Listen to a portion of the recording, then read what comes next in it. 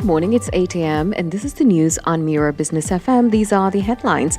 The Sharjah Private Education Authority says administrative and teaching staff in private schools and nurseries will return to in-person work from today. The move aims to ensure readiness and provide training on emergency crisis and response protocols. It follows a nationwide plan to gradually resume in-person learning. Nurseries in Sharjah will begin welcoming children again from April 16th, which is tomorrow. This marks a key step in the phased return to classroom learning. The authority added that some nurseries will reopen only after staff complete the mandatory safety training. This is to ensure a safe and well-prepared environment for children. Gulf economies are expected to rebound strongly after recent regional disruptions, with growth set to accelerate by 2027. A report by the ICAEW in partnership with Oxford Economics forecasts the GCC growth could reach around 8.5% in 2027. The report notes a slight contraction this year due to the temporary disruptions in trade and travel. However, strong government finances, economic diversification, and continued investment are expected to support a quick recovery. The International Monetary Fund also says that Gulf economies remain well positioned, backed by strong financial reserves and ongoing reform efforts. Oil prices fell early today as hopes grew for a deal to end the Middle East conflict and reopen the Strait of Hormuz. Brent and WTI crude both dropped as investors expected lower risk of a wider regional war. WTI was trading at around $91 a barrel, while Brent stood near $95. The decline shows how quickly market sentiment can shift when diplomacy improves. Meanwhile, global markets reacted positively. Wall Street closed higher, and Asian and European markets also moved up. That's the news for now. Follow more news on our website, mirabusiness.fm.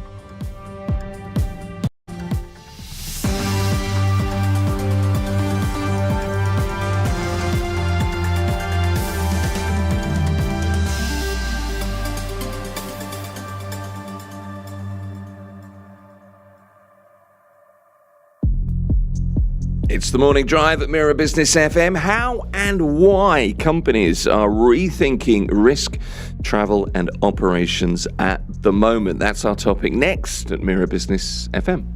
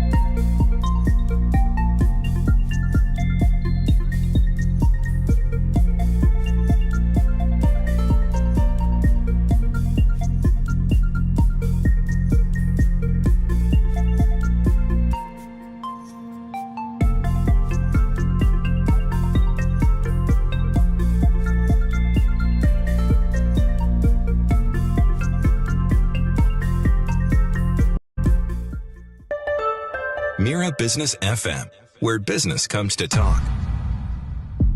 It's the morning drive. Rising global tensions are no longer just a geopolitical story. They're hitting businesses where it matters, from employee safety to supply chains and long-term planning. And right now, it's about companies making real-time decisions about where to operate, where they send staff, and also, here's the word we use every day, how to stay resilient in uncertain times. In practical terms, though, what does this mean from the operational resilience to the more pragmatic side, the duty of care, the personal impact on employees and families, and the decisions that drive, in particular, American companies now, but obviously multinationals and GCC firms as well? Scott Wilcox is the founder of the risk and strategic consulting firm Securo Group. It's good to see you, Scott. Hi, good to see you as well, Tim. Good to have you in the studio again. So, regional tensions in flux, let's put it that way. The focus for multinationals, but particularly American multinationals and some Middle Eastern firms, has kind of gone from growth at any cost to operational sovereignty. That's a phrase I keep reading. But let's just contextualize first. What are the biggest operational impacts that businesses are dealing with now in the times that we're experiencing? Yeah, I mean, the issue is uncertainty, okay? Yeah. So it's tough to make a plan that you can stick to two weeks, 2 months, 2 years out. And when you're trying to have, a strategic play in the region, and there is that uncertainty, it creates a lull in decision making. So decision paralysis, I think, is probably something to dig into and to discuss. With the situation we're facing today, many of my American colleagues, I've just spent the last 2 months, actually, for the most part, I was out bridging the gap, if you like, between what US headlines were saying and the reality here that our teams, our advisors and consultants were dealing with here. So I think I'm pretty well placed to give you a shot at it, but trying to get it into a few words. Major concerns. Look, back in the States, the pinch is being felt, at the pump, and the headlines, say, suggest that here is far more impacted than it really appears to be in my first few days back. And the ability, like I said, to make a good decision is somewhat hampered. That, by and large, is factored by the human element. And when I say the human element, it's the decision of where do I put my people for the next few months that will give me the best shot at continuity without having further disruption or further displacement down the line. Right. Yeah, I'm sorry, a bit long-winded, but I always am on the first one, so go for it. It's kind of why you're here, let's be honest. So we're past the phase where geopolitics, as the topic, is just a card or a slide in a board deck, for example, right? So we're well past that.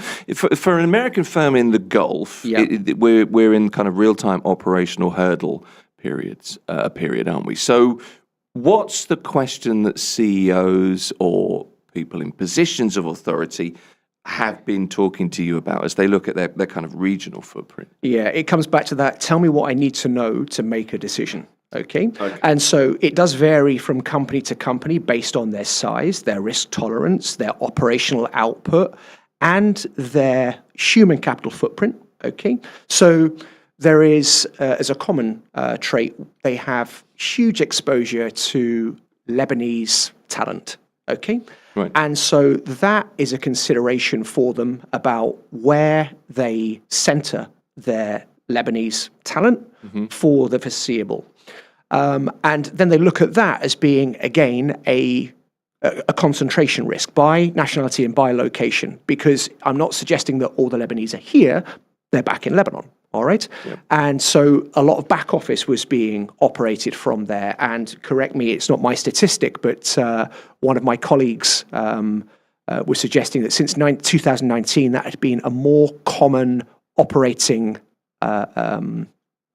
structure, was to have a good back office set up in Lebanon for the region, for all the reasons that we know, fantastic education, trilingual in many cases, and again, the ability to travel throughout the region and cultural understanding. And then when we get into a point of the disruption that Lebanon has faced, in particular with its communications and power and then physical displacement of people, that's when the rubber meets the road is, now what? And then looking at productivity and where could we either fail over to. Cairo has been mentioned. There are a lot of multinationals that have big presence in Cairo, and Egypt being a good regional fallback. And then again, like I said, it's how far do we, or how much do we tolerate here in the GCC? For those that have remained to date, they're probably now at the point of acceptance, at least to what the perceived physical risk is and was. And so what we've been through as a region is now understood, contextualized, and is actually a benchmark almost of tolerance for those that remained in situ for continuity. Now it's looking back at, or looking forward, it's, of course, that is a risk that, as I said, is understood and is a known. The duration is a consideration for how long people are exposed to. But then we look at now financial, reputation, and governance risk. And it goes back to that more regular cycle. And so the type of questions I'm being asked by CEOs or by business leaders who are at the decision point of when do we re-enter, when do we ramp up, is not so much about the physical risk in isolation. They're wanting to know because they've got other decisions to make based on. If you're in a regulated industry like insurance or finance, you need to physically be here. Okay, and so the cost risk analysis of, do you think, and I'm no seerist or a fortune teller, do you think this is going to get better or worse? And I try to get away from that. Sure. What I will say is, or what I will do is almost to obfuscate and put it back, is to, who have you got there? And if you've got, again, a resilient workforce of regional manpower, you're probably in good shape, okay, to be able to continue. And you might want to double down on that, and you might want to look at for those who have already relocated, looking at it as a longer-term decision until consular services reopen for some of those nationalities that are more risk-averse, UK, US being two prime. Schools reopening is a big one, okay? Families want to be together. Yeah. And so it's not a question of, or such a binary question. It's more the fact of, okay, keeping the family unit together and less disruption. So they may stay out for a prolonged period. Anyway. There's a lot to unpack there. There is. But I want to go back actually to that phrase, decision paralysis, which, by the way, you should trademark. It's a great phrase. But I'm wondering how companies, in your experience, from the people you speak to, are adjusting decision making, looking ahead, 6 to 12 months, the kind of immediate period. Okay, so. Yeah, when you enter a new region, there is, I would like to say, a strategy. And that could be anything from, okay, we're in for 2-3 years, we're going to budget out that, we're going to secure an office for that period of time, and we're going to sign contracts with staff that we're going to relocate for that period of time, that we're going to deploy as expatriates. Those decision cycles are being brought far closer. So we're seeing that there is a halt in renewals and companies looking at their contracts more closely as to how do we maintain the logo and the brand, but downsize the footprint, particularly in our more volatile expatriate human capital, but maintain the ability to exploit the opportunity and deliver on what we're supposed to here. And again, Tim, one of the points I had written down, and again, one of the common points is this the time to invest? Is this the time to come in? I mean, I look on your trigger tracker that we have, and everything's green. Flights are open, the things that we talked about before. Banks are operating, hotels are open, conferences I can get booked, blah, blah, blah, blah, blah. There are still a couple of outliers that are there, but could we manage without them? Could we get to a neighbouring country for consular support? Yeah, we could. Do the family need to come back in immediately? No. There is a tax exposure there, which is another decision point, and we can get to that. But, is this time now to take market share? And that is something that traditionally in emerging markets and where there have been previous rebounds away from the region, we'd seen, again, first mover advantage and SMEs want to jump in. But look, stakeholder pressure in the States is for growth, and this was seen as the growth region. AI, the data centers, the defense cooperation, and all of the things that were touted during the Trump, Witkoff, Bessent roadshow of round about this time last year still carry hope, and they carry the major growth overseas for all of those big US businesses, and so they do want to get back. Yeah.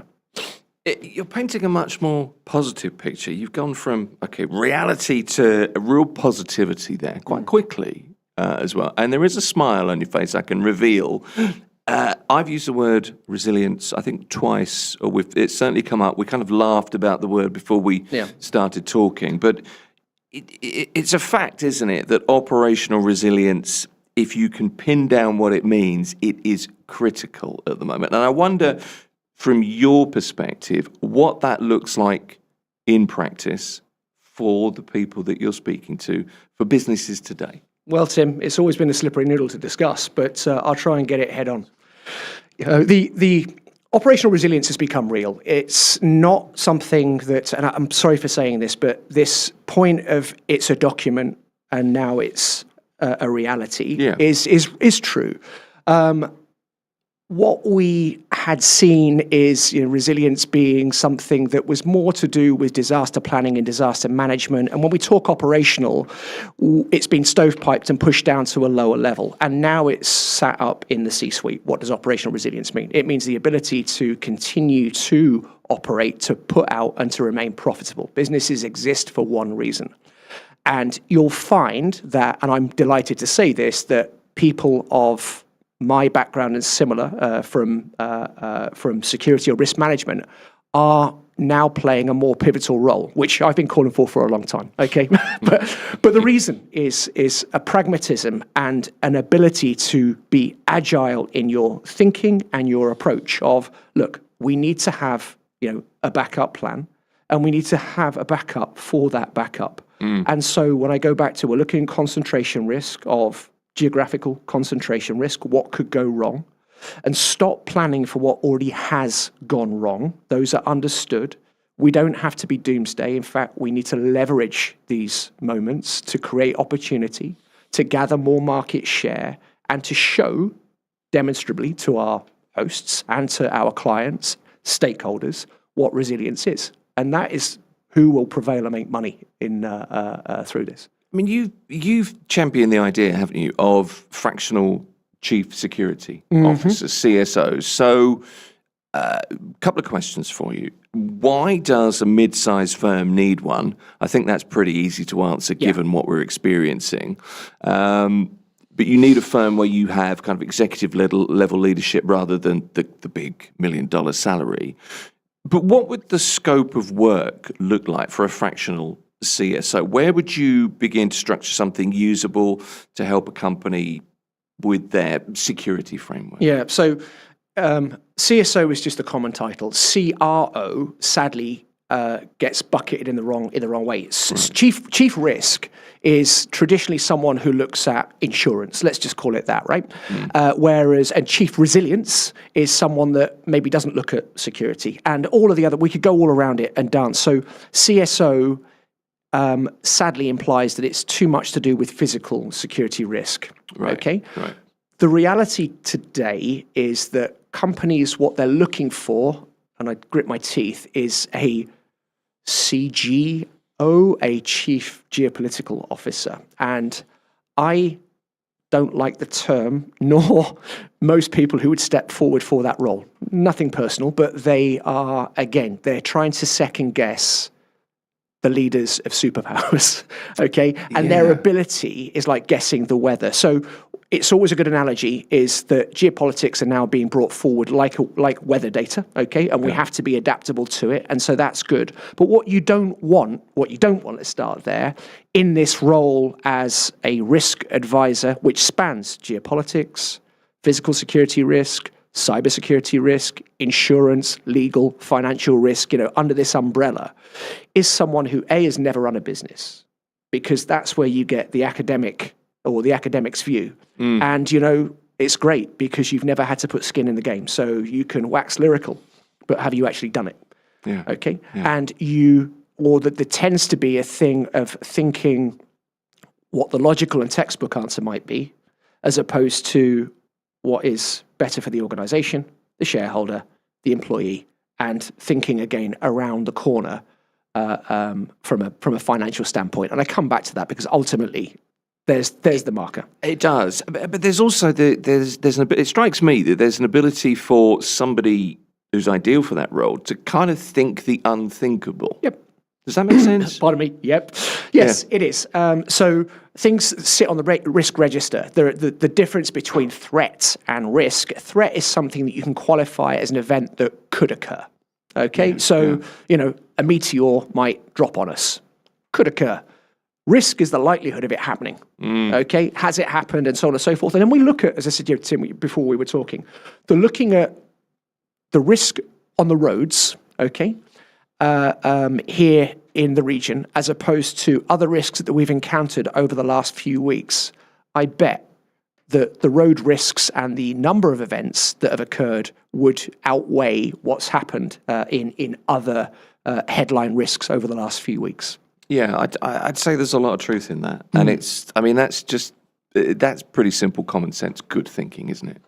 I think we should always try and ground ourselves in the reality. And, I've gone back to this point, journalists are not analysts. The media for intelligence is one of the tripwires, if you like, that clients and prospects, whatever you want to call them, both this side of the pond and the other fall into.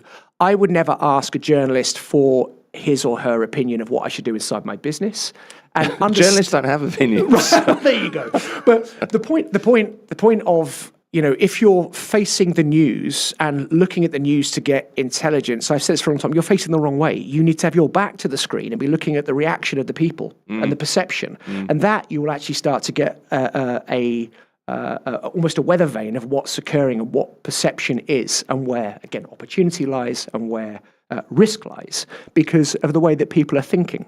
And so where today I'm still concerned, and I'm still seeing it, is in some of these continuity triggers, be it for a departure, a relocation, a redundancy, or a re-entry, a staff up, an investment decision. They're being made from bad information, from headlines, and not from reliable, robust tier 1 and tier 2 data.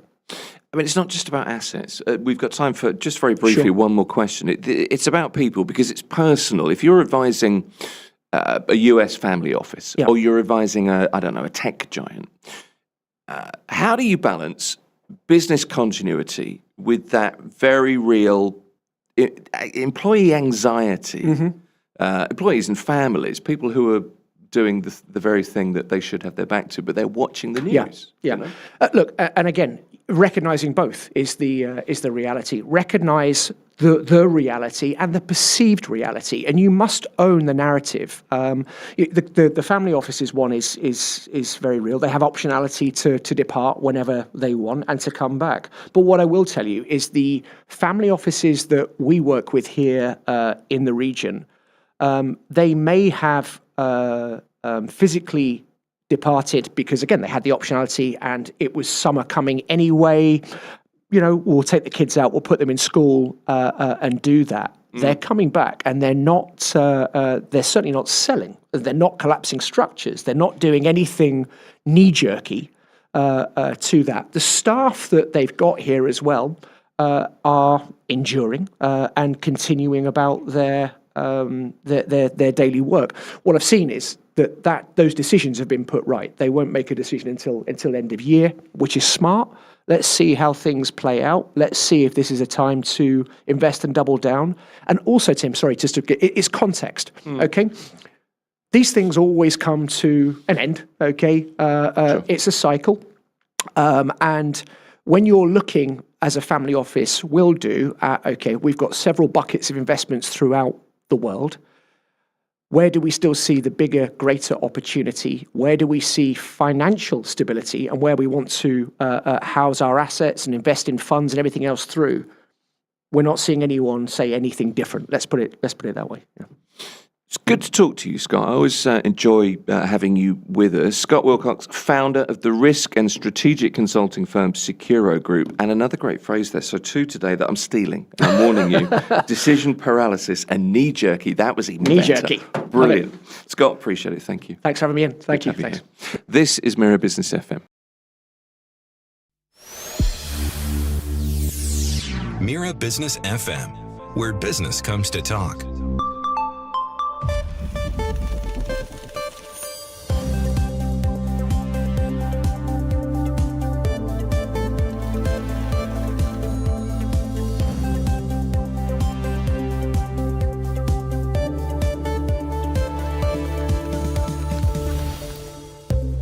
Good morning, it's 8:30 a.m. and this is the news on Mira Business FM. These are the headlines.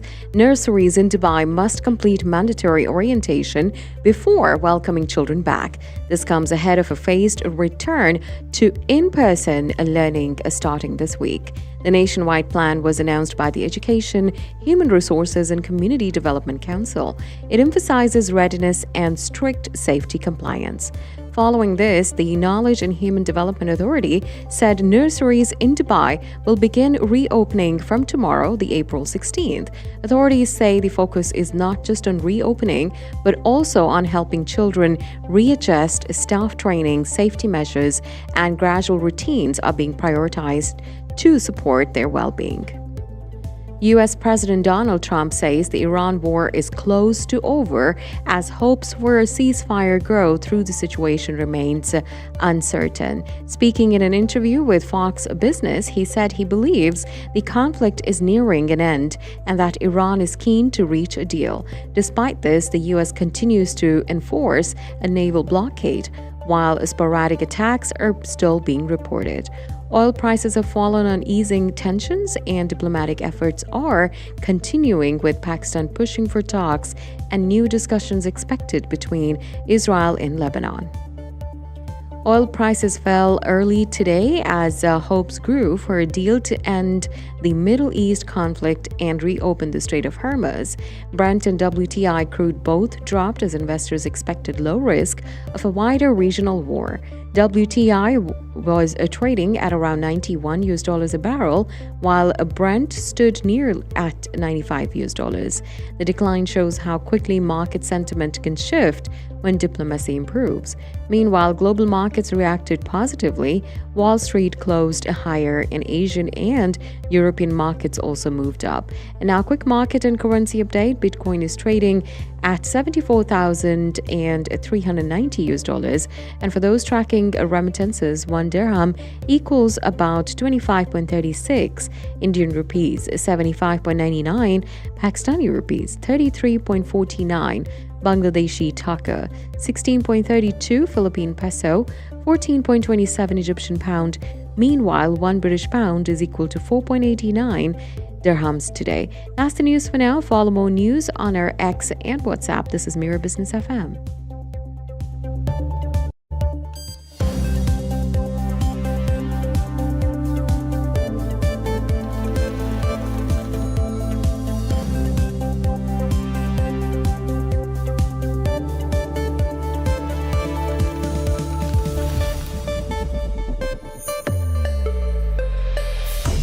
Mira Business FM, Dubai's home of business radio.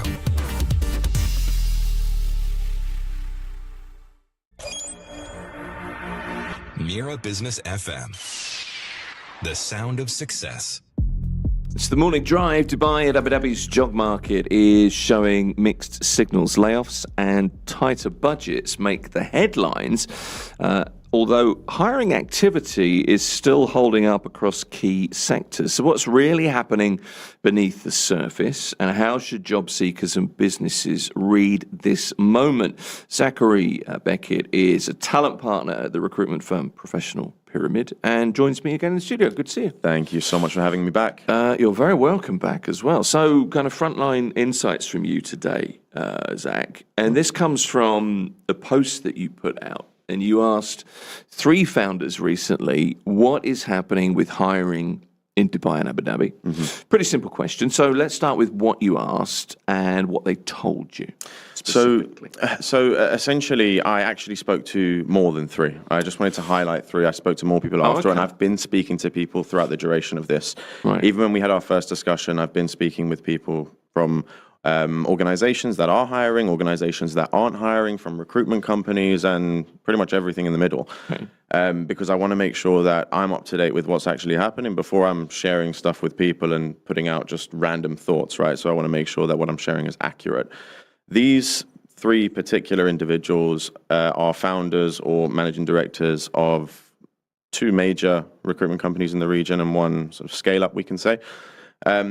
And they've been seeing similar things. I kind of wanted to get their general thoughts on the market. What was going on with them? Are they still hiring? How's business going for them? Because recruitment companies can be a very good indication as to what's actually going on with the market, because their business is hiring.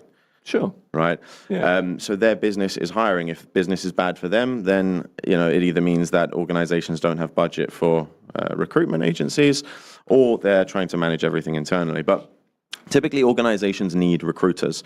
So the thoughts that they shared on the market were overwhelmingly positive. Don't get me wrong. There was some trepidation with them in terms of, over the next few months, what's going to be occurring. Are they going to continue seeing the business that they're seeing? But generally speaking, they are hitting targets and, for the most part, and they are still doing well. It's a lot more positive than maybe the press would have you believe, or some of the press would have you believe. So the response really was that the current hiring landscape is a mixed bag. No real surprises there, I suppose. But what about contradictions that you're seeing? Because it's not all clarity, is it? There's some opaque stuff going on. Of course, right? Everyone's going to have different experiences. Every company is going to experience things differently. Some companies are, believe it or not, doubling down on hiring, whilst others are laying off 80, 90, if not in some cases 100% of their workforce and shutting down. There's going to be different responses from organizations. There's going to be different responses from recruiters. And overwhelmingly, the market reacts differently because everyone's experience is individual. Okay, so there's a lot of talk about increased redundancies, mm-hmm. and there's a lot of talk about cost cutting, and perhaps salary cuts. Depends very much on the business. Is all that happening, and which are the sectors that are feeling it the most? Unfortunately, yes. Right. It is happening. Right. I've been speaking to a lot of C-suite sort of exec grade individuals, and these are typically people on 100, 150, 200,000 AED a month, right? So they're on a pretty hefty salary. Right. A lot of these individuals have seen pretty drastic cuts in their salaries, but oftentimes these are optional from them in order to try and perhaps take a little bit of weight off the lower levels who would have been made redundant otherwise. So there have been cuts, there have been salary cuts, and there will probably continue to be salary cuts, and there also have been redundancies. But again, this is specific to the organizations, it's specific to their business and whatnot. And for example, hospitality is a space where things are quite aggressively getting hit at the moment. Sure. Hospitality, it's pretty heavily leveraged on tourism. And when tourism dies down, unfortunately, some restaurants are running at 80, 90% lower than their typical capacity. So they're running pretty low on capacity. So a lot of their wait staff have been put on half salaries and stuff like that. This is occurring. Unfortunately, this is occurring, and it will continue to occur until things do settle down. But it's the organizations that are a little bit more or a little bit less affected directly that are perhaps not really seeing these effects. Which kinds of organizations not affected directly? It really depends, right? So if they are reliant on tourism, they're going to struggle. Sure. If they're reliant on anything that's directly affected, i.e. oil and gas, people at the lower levels are going to be affected, right? The people who are perhaps being taken off site, they are the people that are going to be affected. The people at the top level, the more strategic decision makers, they're not going to be affected as much. But of course, as I said, they may see some salary cuts just to kind of weather the storm a little bit. I mean, you still seem, and I have to say, being positive is a good thing, right? But you still seem relatively positive. So we know, and I'm hoping you're going to back this up, otherwise I looked daft. But then I looked daft a lot, so it's fine. Recruiters are still making placements, right? And you're still winning new business. So there is some resilience, that's the word at the moment, of course. But that is there, isn't it? Well, we're still turning away most people that reach out to us in terms of companies asking for resources. So when companies reach out to us and say, and we're talking major organizations reaching out to us and saying, hey, can you jump on our PSL? Can you send us over applicants? Unfortunately, we still have to turn most of them away because of how busy we are. So whilst, yes, some agencies will feel it, some agencies will feel the pinch, those who are perhaps a little bit more renowned in the region, or those who have perhaps dug their heels in and kind of strategically shifted a little bit, they won't be feeling it as much. But no, it is like there's a reason to be optimistic. We're in one of the greatest places on earth, right? There's tons of investment going in, as we were just discussing prior to the show. There's tons of investment already going in from the UAE to weather this, and I think as soon as it's over, everything's going to bounce back to normal. So you're actively turning people away. Yeah. So are you not looking for new people to join you so that you can accept new business? We are, but we only hire very experienced recruiters, so finding people to join us is quite tricky. But yeah, like for any companies listening, should they reach out, we would not be able to support them. We are genuinely turning business away. Nice problem to have. It is indeed. Wow. Okay. So companies are more cautious at the moment. What does cautious hiring look like? So I'm trying to picture that. Yeah, so most hires that are made today aren't decided yesterday, right? These are factored in and budgeted for back in Jan, and in some cases last year. It could be last year, For large MNCs, right? If we're talking like big firm consultancies and stuff like this, or huge multinational companies, they have already dictated the hires that are being made this month. Right. Months, if not years ago. These hires are planned in advance. Now, there may be some scenarios where certain roles are perhaps pulled back, or on hold, or perhaps the budget is adjusted for these positions. But the positions that are still doing well are more strategic positions. So if you're someone who's looking for a job, you need to perhaps try and position yourself as more of a strategic resource, as opposed to someone who's doing like a one-dimensional role. That's what kind of gives you that stability in a time like this. Okay. Businesses, how do they prioritize roles at the moment? Is it different to a year ago or, I don't know, 2 months ago? Look, if I'm honest with you, and again, it would be lovely to say, look, there's a huge difference and things have changed so much, but ultimately, I think companies are still making hires. They are still moving forward. Of course, not as normal, but more normal than you would expect. More normal than you'd expect. Most of the interview process that we had people in went ahead. They've received offers and things have kind of gone ahead as normal. There have been some where people have received an offer, but it's been given to them on essentially like an open-ended date. So they've said, look, we're going to hire you. This is particularly seen this quite heavily in oil and gas. We're going to hire you, but we don't have a start date for you yet. Right. Because we're in this holding pattern. Yeah, this has been happening. And I think because tomorrow things could kick off and then the next day things could calm down, I think companies just want a little bit more stability, especially when making hires for 60, 70, 80K that are perhaps going to be directly impacted by the conflict. So things have moved ahead, but there are certain nuances, I'd say. But overwhelmingly, for someone who's looking for a job, it's not really affected them too much in that extent. It's interesting, this, because as much it seems quite vague, but we have to be kind of vague because we're looking overall at the market. It's very difficult. We'd be here all day if we were to zero in on specific roles, I suppose. The one thing I wanted to ask you was the market, particularly Dubai, but the UAE, to be fair, it's a competitive job market, very competitive job market. Lots of people want to be here. They want the lifestyle. They want to work. Thousands of people applying for roles. Is that an accurate perception? Am I being misleading if I characterize it that way? No, you're definitely not. So the UAE is one of the most saturated, if not the most saturated job market in the world. Saturation is somewhat different to a competitive job market. Although the UAE is competitive, saturated means that the flow of talent coming into the market outweighs the demand from companies. And it always has. Yeah. Right? It has, but since I've been doing what I do, it always has. And it still is the case now. Although you'd think that people would, and mention this again when the first time we spoke, although you'd think people were very hesitant about expats moving over here now, the amount of people who are still looking to move over to this part of the world is unbelievable. It's unbelievable. And for a lot of people, the way that the UAE has handled this has actually attracted them to the region more. So the flow of talent coming in, there are still hundreds, if not thousands of people on every single application. We listed a finance manager job the other day, and I think it's on like 1,200 applications now. How do you go through that? Is It's that automated. Yeah, It's all automated. That's one of the biggest challenges in saturated job markets. Everything's automated. But also in saturated job markets, the quality of applicant does tend to decrease. Sure. So perhaps 2 or 3% of the people that have applied to that finance manager job will be truck drivers.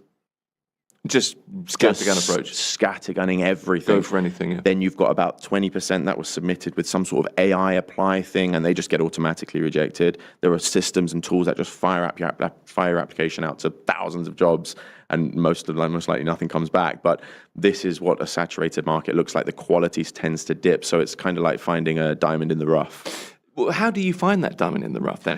And by the same token, how do you stand out if you're a really good finance manager and you're fighting against 1,200 people? Okay, you separate a lot of the wheat from the chaff, but there's probably still 600 people in there. Yeah, you would think, but it would be more so about 5 to 10% of people that are applying are actually suitable. Really? Yeah. So you'll have directors applying for a manager grade role, which it isn't right. Companies don't tend to look at that because it's a red flag. You'll have people with 1 year of experience applying for a manager role, which isn't suitable. Again, the suitability is a real issue. One of the main reasons, or one of the best ways for you to get seen, is by playing the game. Essentially, it's all done by AI. It's all done via something called an ATS, which is an applicant tracking system. Essentially, manages the entire hiring process, and you need to manipulate that to some degree to show your application to the recruiters. Another way, and one of the best ways, especially for more senior individuals, is getting headhunted. So driving recruiters and hiring teams to your profile directly on LinkedIn. LinkedIn's the main platform for recruiting in the world at the moment. So driving them to your profile on LinkedIn is another way. Wow. Okay. It's remarkable. Yeah. How much of the hiring slowdown that we read about, we hear about, we're talking about is psychological versus real? Look, I think one of the biggest challenges of our lives at the moment is social media, right? You're seeing posts. I read a post yesterday that said that Dubai had been hit again, right? And it looks extremely official.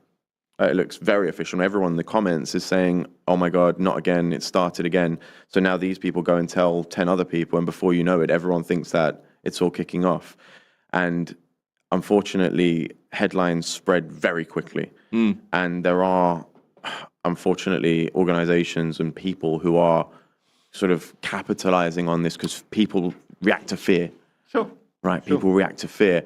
So there are these headlines going around that, no one's hiring, Dubai's over, the UAE's dying, and everyone's leaving. And there are these headlines going around, and these things affect people more than reality. Yeah. These things affect people more than reality. Right, yeah. Okay. No, it's good to kind of put it into some sort of context because I've seen posts. I was watching a report a couple of weeks ago, and it was it's a ghost town, and I was walking around thinking it's really not a ghost town. That's just wrong. Yeah. So it's erroneous reporting. Or what was the one at the weekend? It was I think it was UK media, and it was 1 in 8 Brits have left, and lots of people firing back. 7 out of 8 are still here. Probably most of those were tourists. So it's people always leave Dubai. People always come and go. It's not a case where this is unique to now. People are coming and going all the time. Like for anyone who has kids in school, they'll know that there are kids leaving the class all the time, kids coming back into the class all the time. it's a transient society. It's an expat society. That's a very good point, because it's been school holidays as well. Yeah, that's a good point. Like it's an expat society. And unfortunately, one thing that does quite upset me is it seems like people around the world are relishing in what's happening almost. Like it seems like a lot of people are quite like excited about it to see like the UAE in a tight spot. And it's quite upsetting, really. And I think that does spread a little bit of negative perception. I share that experience with you, because that's very much British media. But you know what? That's the build them up, knock them down mentality, and that's something you have to try and fight, I think. Yeah. So let me ask you this: there's no kind of one size fits all response.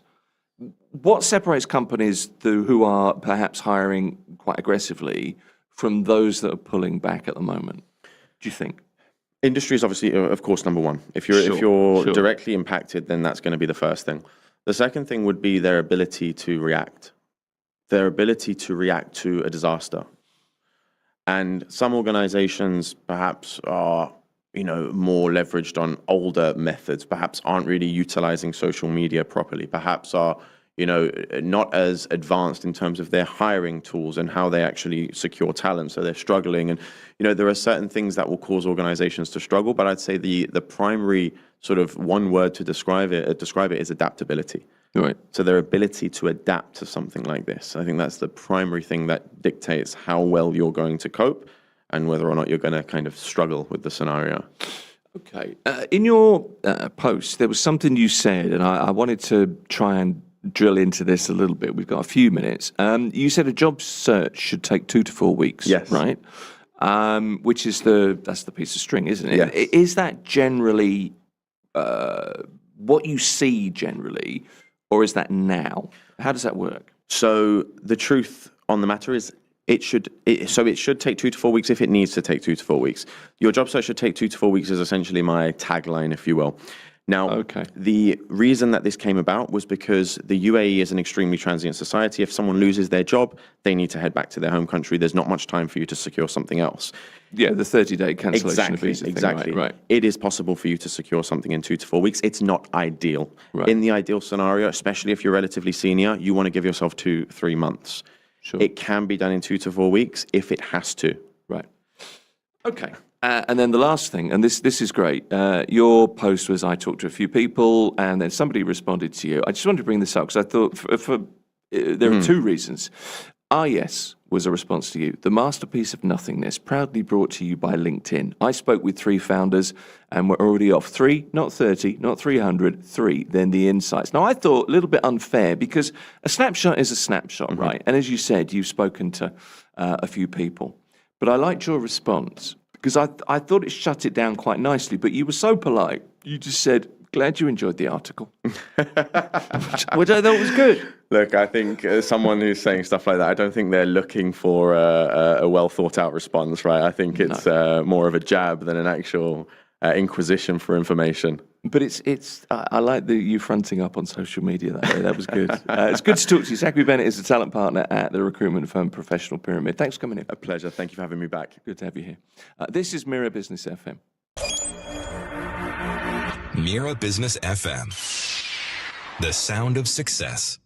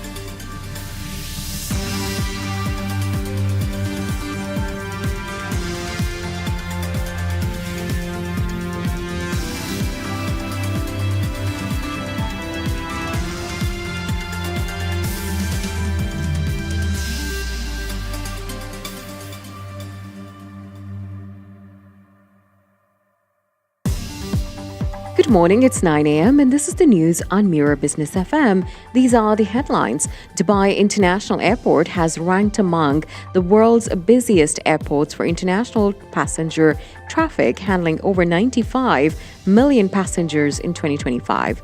This reinforces the position as a key global aviation hub. According to Airports Council International, Dubai also ranked second worldwide in total passenger traffic. Hartsfield-Jackson Atlanta International Airport retained the top spot with over 106 million passengers, followed by Tokyo Haneda International Airport in third place. The rankings highlight the vital role major airports play in supporting global travel, trade, and connectivity.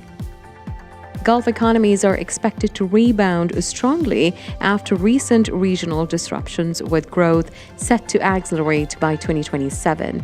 A report by ICAEW in partnership with Oxford Economics forecasts GCC growth could reach around 8.5% in 2027. The report notes a slight contraction this year due to temporary disruptions in trade and travel. However, strong government finances, economic diversification, and continued investment are expected to support a quick recovery. The International Monetary Fund also says Gulf economies remain well positioned, backed by strong financial reserves and ongoing reform efforts.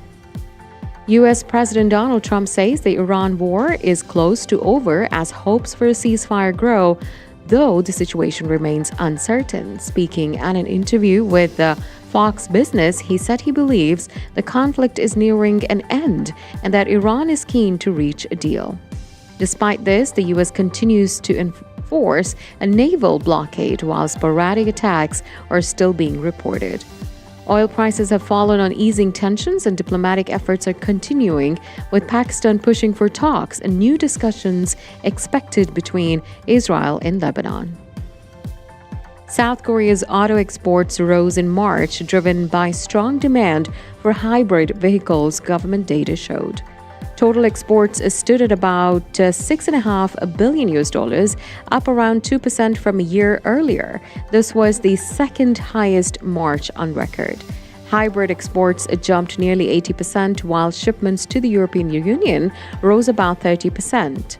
However, exports to Asia and the Middle East fell by around 40%, partly due to the Iran-US conflict. That's the news for now. Follow more news on our website, mirabusiness.fm.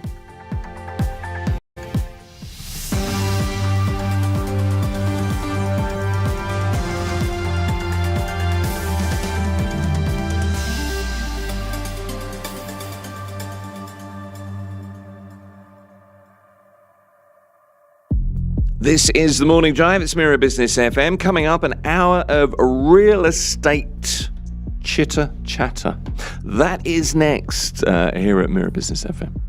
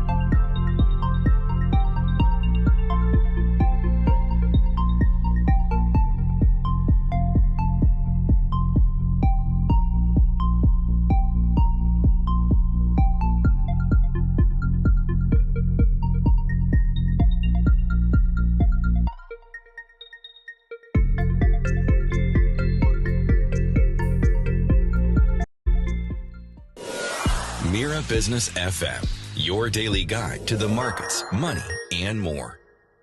This is Mira Business FM. It's the morning drive. It is Wednesday morning. Is Wednesday hump day? Is that what they call it? Mario Volpe is here. When's hump day? Is that Thursday? It was, wasn't it? Okay, that's what I thought.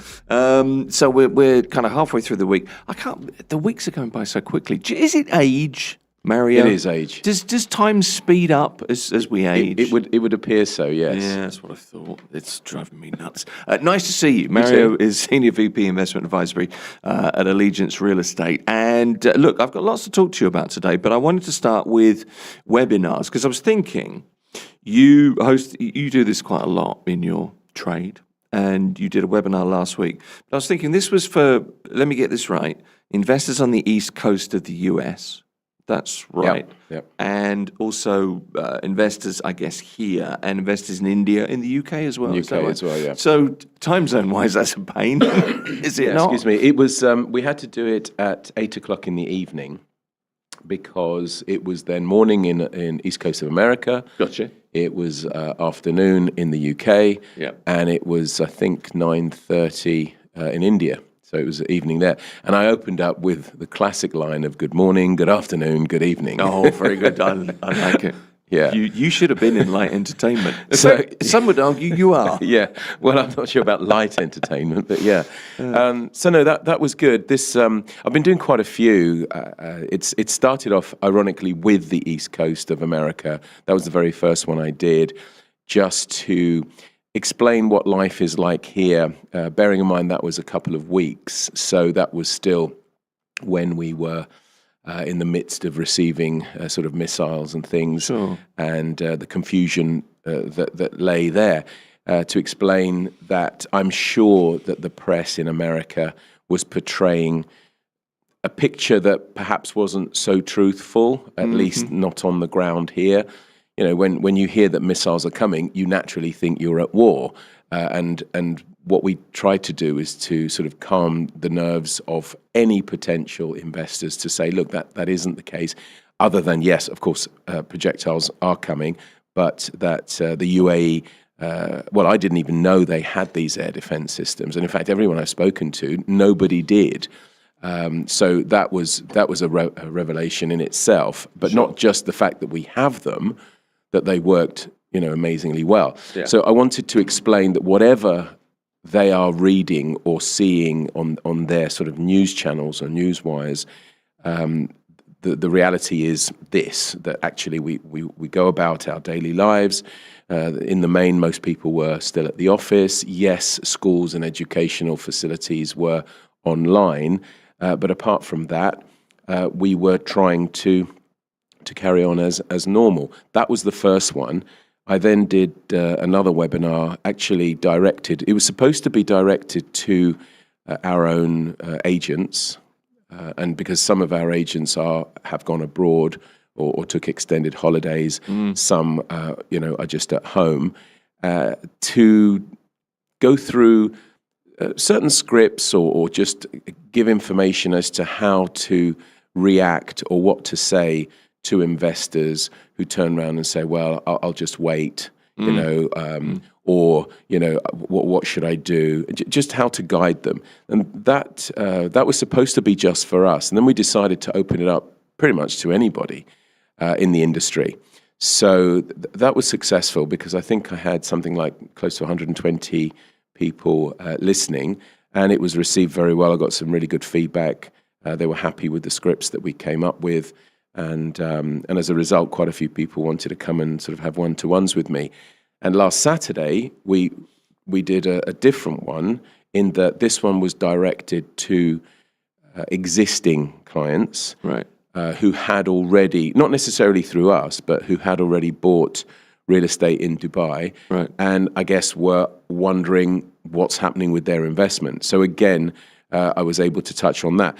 But because it was 3 countries, we had to, sort of direct it not so specific. It had to be a little bit more generic, of course.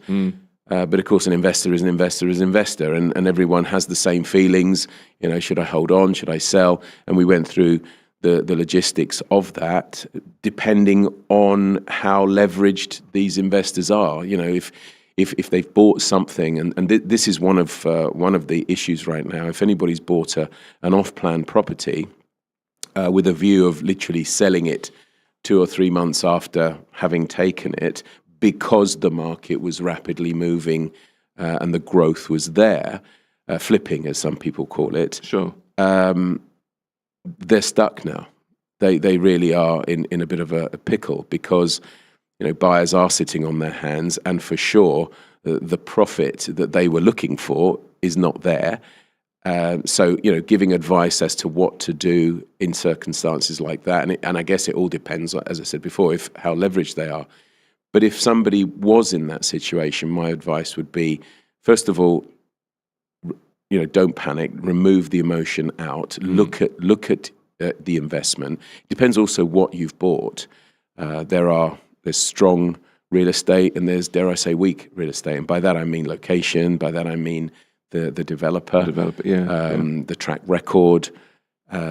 So all of these things have to be factored in. But timing is the most important. When is the next payment, and how much time can you hold on to as well? That would then determine what to do. Ultimately, if you don't have time and you are over leveraged and you do need to get out, then unfortunately you're just going to have to put it down to a bad timing, a bad investment, in that they will probably have to sell it at a discount from what they've bought, because that's what buyers are looking for. They are looking for. Most people call them distressed, but they are looking for these reductions, and there are plenty of buyers out there right now, because as I've mentioned here, and I've mentioned in many places, the fundamentals of Dubai have not changed. Yeah. We are going through something that is terrible on many fronts, from sort of economically and also militarily is terrible, but. Apart from the fact that Dubai and the UAE is resilient, and we will get through this. On your news report, this sort of study from some university, I didn't pay attention as to who, was talking about growth of 8% next year in 2027. That's huge. We were running at around 5.5% potentially this year. Prior to the war, that's been downgraded, I believe, to around 3.5%. I think next year will bounce back. Even if we get to that 5% figure, that's good. But to sort of say 8%, I'm not sure whether that's more luck than judgment. But if it happens, wow, that's a bounce back. It really is. That's a story that's running this morning, but that would be a rebound of epic proportions. But it's like so many people have remarked. Don't bet against Dubai. No, sure. This is the thing, isn't it? We've seen this before. Exactly. And as I say, we will get through it, but there will be casualties on many fronts.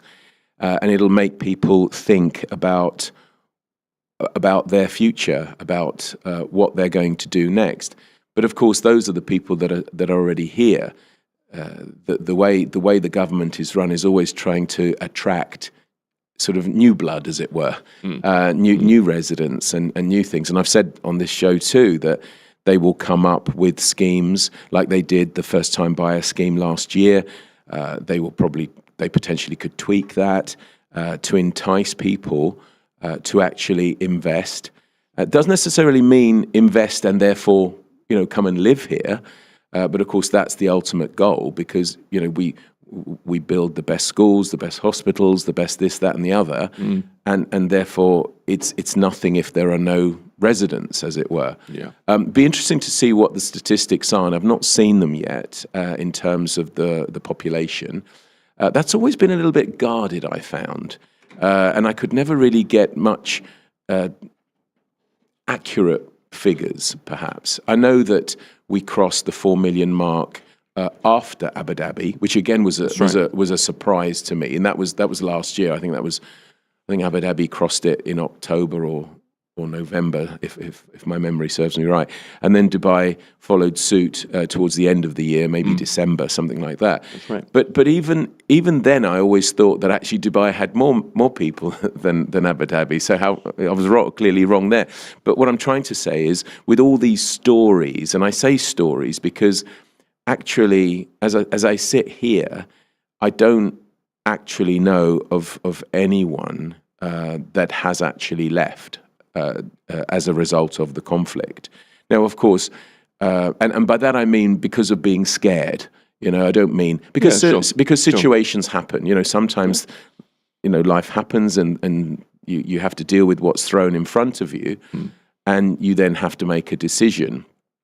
And so because I don't know of that, it'd be interesting to see what perhaps the population numbers are, whether it's negligible that maybe a few people have gone, but the litmus test I think will be September, because if anybody who did go away for an extended break because the schools were online, etc., and saw the opportunity, actually, I can work from home, the schools, and it'd be interesting to see if those people come back, and if they don't, then that's a worry for me for real estate, because those are the people that are here. It's one thing a person who doesn't know Dubai and has an impression of it, rightly or wrongly, but the ones that are here know exactly who Dubai is and Abu Dhabi and all the rest. So that remains to be seen. But I guess we'll get these figures sooner or later. Well, we will. We're in uncertain times. So the point is to be as positive as possible and hope for the best, I suppose, at the moment, because it's a movable feast for sure. Let's hope for some a resolution to the ceasefire. And more news later today. Who knows? Something's going on behind the scenes. We're not privy to that. It's above our pay grade, Mario Volpe. It is. I have to say, I'm enjoying the spat that our friend Donald Trump loves to stir things up. I thought he was in love with Giorgia Meloni, the Italian Prime Minister, because they were always seen together, oh, my friend, and now they've fallen out because of the comments he made against Pope Leo, so, and actually, what did the Pope say? He just said, that we should have peace. I mean, in effect, that's what you expect from a man of the cloth. And the Trump took it the wrong way, and now is saying he should stay in his lane. And now she's come to his defense, and now they've fallen out. The Spanish Prime Minister is forever slating Trump, and I mean, it's the whole thing is a bit of a theatre, really. Let's be fair. Well, it is. It's this kind of social media world. I talk to my father about it sometimes, and he just finds it remarkable that we live in this social media world. He can't get his head around it, and I have trouble at times as well. But the fact is, it's there, and we say things. But we often say things, and you think, oh, did I really say that? Did I say that out loud? I'm often at that. Yeah, that's me. Has that ever hit you? Yeah. But I think the social media thing is you have to be able to stand by what you say. And if you wouldn't say it to somebody's face, it's probably not advisable to tweet it. Yeah, but that's maybe the benchmark. For sure. But it isn't just words. It's also images. I mean, that image of Trump, who any normal person looking at that picture would think that he was trying to portray himself as Jesus, as one of the prophets here in the Muslim world, but in Christianity as Jesus Christ. And then he came over to say, oh, that was taken out of context. I thought I was being a doctor. Well, to me, a doctor wears a white coat, or a stethoscope around your neck. Well, but if you look at the picture, no, I'm sorry. Somebody my doctor's dress. Well, somebody misguided him there, but for sure, he deleted it quite quickly. It's a remarkable thing, the news cycle. So it is. Shall we talk real estate? Well, I was going to, but I was quite interested in what you were saying. I wanted to bring this up with you because I think this is. I like it when I have one rule in my life. And it's make things as easy as possible because I can't deal with complication. Are you sure you're not a salesman? Because that's exactly how salespeople work. They take the path of least resistance, And then they wonder why sometimes they don't do a deal. Yeah. I'm a simple soul, as you know. I did do phone selling at one point in my career, and I was okay with the talking Selling and the phones rapport. or selling on selling phones? over the phone. I was over the selling chemicals. This is years and years ago in London, and we had a pitch, and we phoned people, and we went through the pitch, and people would listen in on headsets sometimes, and I was okay with the rapport and the talking to people, and then I'd get stuck just talking to people. I see. So you'd go off on a tangent, right? And I never closed. I was just awful. And they were they would throw things at you. It was one of those offices where you'd have a water pistol fired at you, trumpet, that kind of thing. But really old school. Selling chemicals, that sounds like a hard gig, unless, of course... Cleaning chemicals it was. It was, like industrial cleaning chemicals. So you hoped you'd get the guy in the warehouse who was bored and you'd get a triple order or whatever. And rarely did I. But I like the talking to people. Which is, it's been useful later down the road. Well, yeah, it's set you up for life in some respects, isn't it? Some would say that. But I like the idea of simplicity, and I think simplicity is the key. And I like this. I was just reading this last week, and this does come back to real estate. It's the platform for real estate and residency services. So this is the MOU between the DLD and the General Directorate of Identity and Foreigners Affairs. So the ministry, basically. So now you've got golden visas, golden residency, retiree residency, property residency, and you do it all in one channel. That, I think, is very encouraging. Well, again, it's another way that I suppose the government has streamlined itself and maybe made it more efficient, because often one leads to another. I mean, we all been saying, look, to get the golden visa, you have to buy a property over 2 million dirhams. So there is a link there. There's synergy there. So it makes absolute sense to obviously put it under one roof. Of course, you've got to read through the small print and understand it. But again, whilst they announced it and have done it, I'm not surprised. Because it's a natural progression to making life here, dare I say, as perfect as they possibly can. Look, life is not perfect, and no country is perfect. However, one thing I've always stated is that when the UAE finds an issue or a bottleneck or a pinch point or something, they always come together to try and resolve it for the benefit of not just the Emiratis, but obviously for the residents as well. And this, perhaps, a few people found it frustrating, and so all of a sudden they've thrown it all out and said, right, let's all put it under one roof, and fair enough. It's right. It's the more customer-centric government model. You know what it's like when you think, I've got to go to the ministry and do this, if you could do it in the one way. But that's something that has now been kind of gathered together, I suppose. One thing we wanted to talk about, I wanted to ask you about Shoba entering Abu Dhabi, Shoba City, Al Jadaf, a huge new Creekside district. Also, a couple of questions. Is now a good time to buy? We'll talk a little bit more about that. I know we do that every week, but we'll come back to that. And then also we'll talk about this in a few moments. Analysts say long-term fundamentals remain intact to support growth. And we'll delve into that a little bit more. Mario Volpi is here talking real estate. This is Mira Business FM.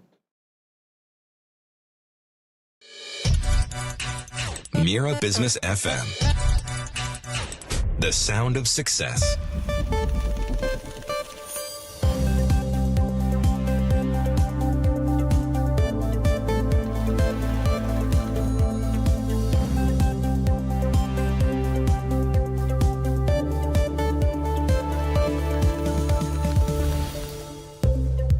Good morning, it's 9:30 a.m. and this is the news on Mira Business FM. These are the headlines. U.S. President Donald Trump says the Iran war is close to over as hopes for a new ceasefire grow, though the situation remains uncertain. Speaking in an interview with Fox Business, he said he believes the conflict is nearing an end and that Iran is keen to reach a deal. Despite this, the U.S. continues to enforce a naval blockade while sporadic attacks are still being reported. Oil prices have fallen on easing tensions, and diplomatic efforts are continuing, with Pakistan pushing for talks and new discussions expected between Israel and Lebanon. U.S. Treasury Secretary Scott Bessent says the U.S. economy is strong and could grow more than 3% this year, possibly reaching 3.5%. Speaking in Washington, he said tariffs on other countries may return to earlier levels by July. This follows a Supreme Court decision in February that said President Donald Trump went beyond his authority when he imposed broad global tariffs under an emergency law. South Korea's auto exports rose in March, driven by strong demand for hybrid vehicles, government data showed. Total exports stood at about $6.5 billion, up around 2% from last year. This was the second highest March on record. Hybrid exports jumped nearly 80%, while shipments to the European Union rose about 30%. However, exports to Asia and the Middle East fell by around 40%, partly due to the Iran-US conflict. And now, quick market and currency update. Bitcoin is trading at $74,164. And for those tracking remittances, 1 dirham equals about 25.36 Indian rupees, 75.99 Pakistani rupees, 33.49 Bangladeshi taka, 16.32 Philippine peso, 14.27 Egyptian pound. Meanwhile, 1 British pound is equal to 4.98 dirhams today. That's the news for now. Follow more news on our website, mirabusiness.fm.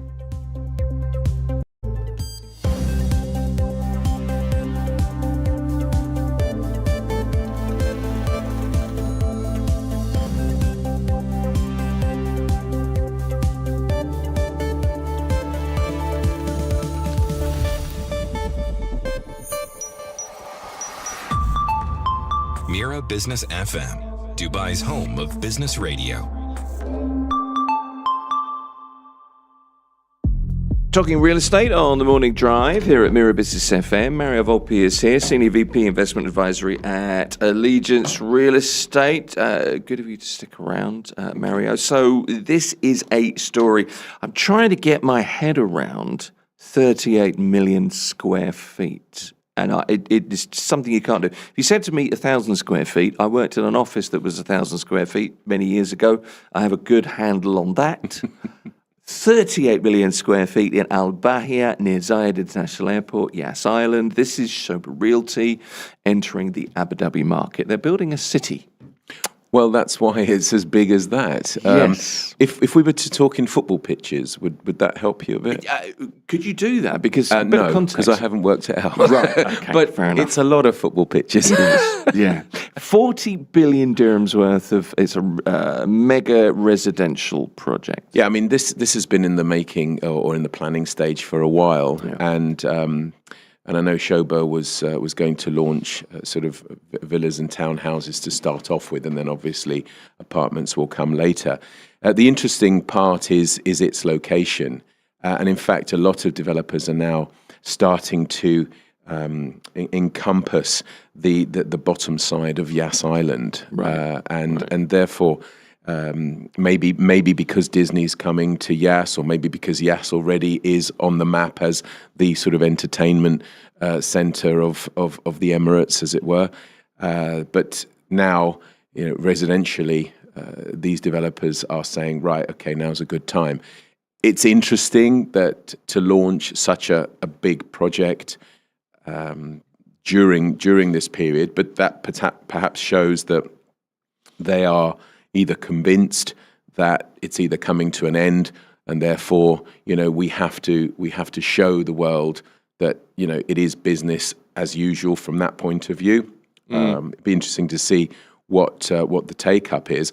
But then when Ohana, who actually has a big plot sort of south of or down from the Shoba plot, facing the sort of Yas Canal.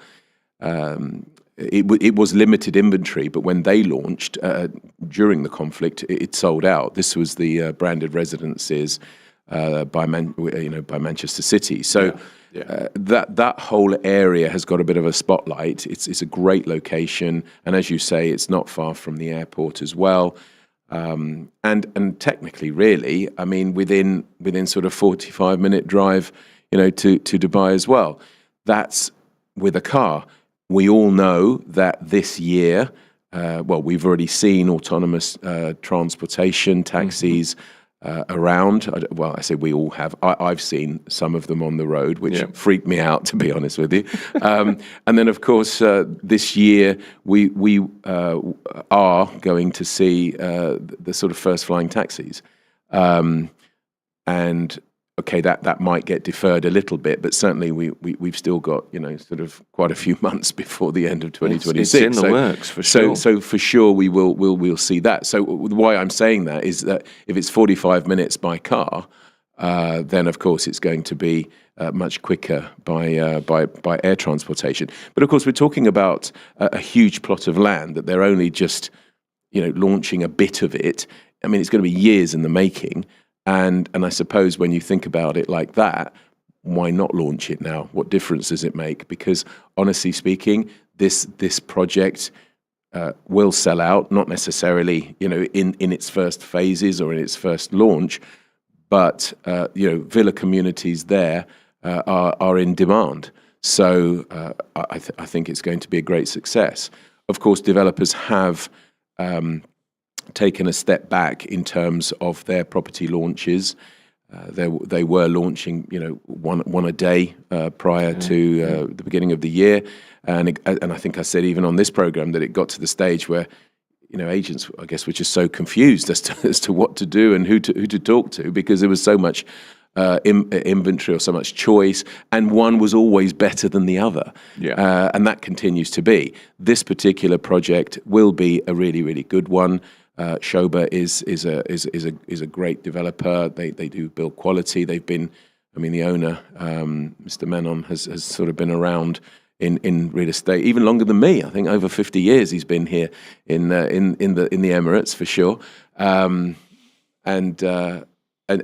the quality will be there, and of course with the, dare I say, Indian connection as well, because although he's a naturalized Omani, he was given an Omani passport. I don't know if you knew that, because he built the Sultan of Oman's palace. It's a beautiful piece of architecture, and as a result, that was kind of like a gift. So he's a naturalized Omani now, but obviously of Indian descent, and hence why a lot of Indian nationals they do love Schober, because of that connection, and not least the fact that they do build a good product. Well, they're well known as being one of the developers in the top tier, aren't they? It's an interesting development, I think, because as you say, villas, many 2,500, 4,000 apartments. This is a big development. They're going to have a waterfront kind of promenade. There's a Greg Norman designed.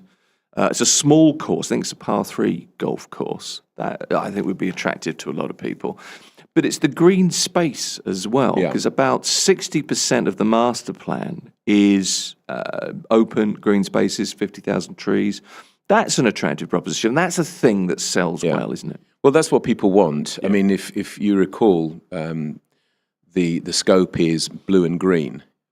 Blue for water, obviously, and green for green spaces, whether it's a golf course, whether it's a park, or just landscaping.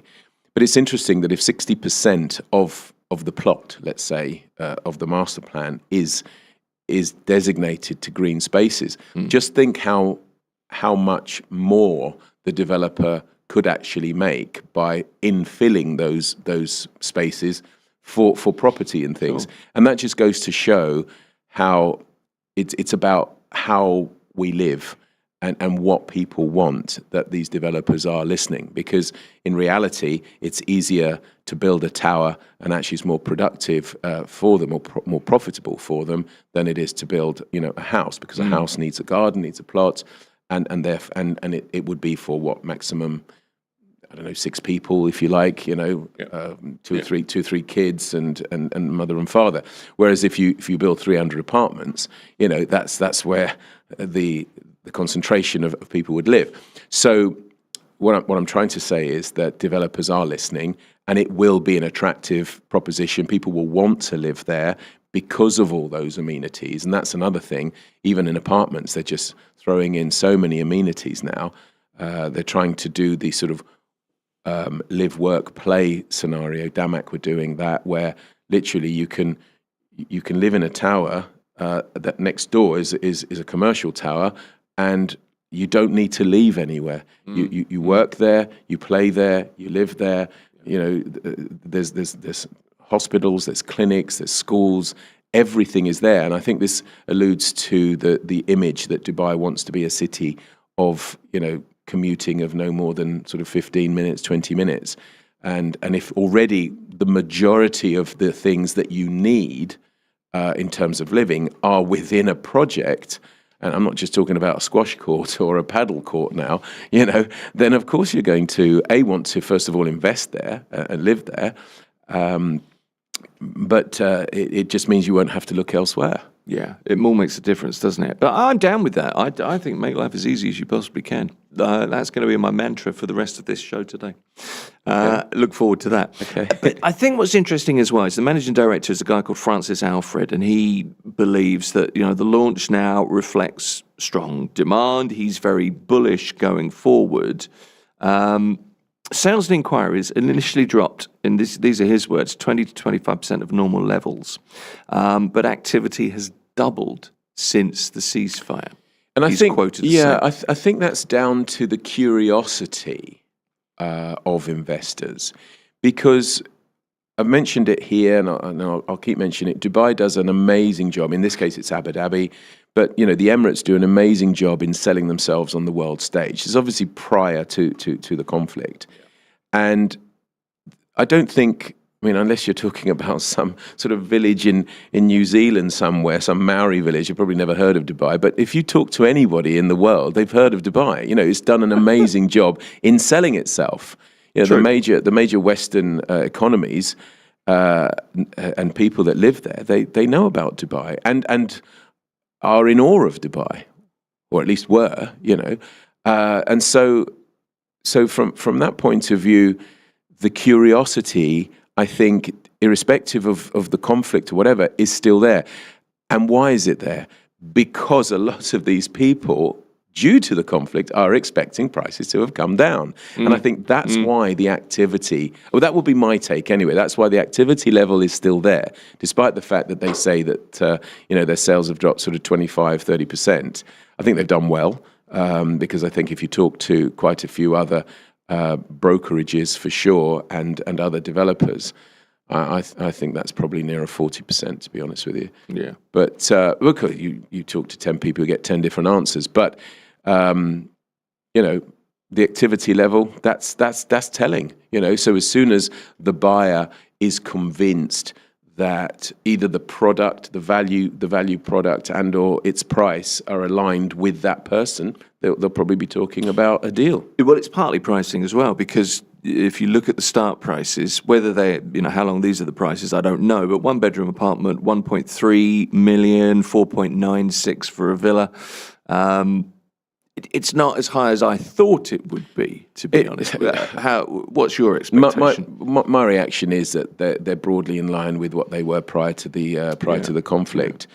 Again, you've got to look at the value add of it. It is Shoba. It is they use quality materials. The good thing about Shoba for the listeners that don't know is that everything is in house. They were one of the first. In fact, they were builders, and that's what seems to have happened here. That a lot of contractors have become developers. Yeah. Whereas if we take Emaar, for example, they were always developers that outsourced contractors. But even companies like Emaar and some of the others, slowly they're bringing in under their wing companies.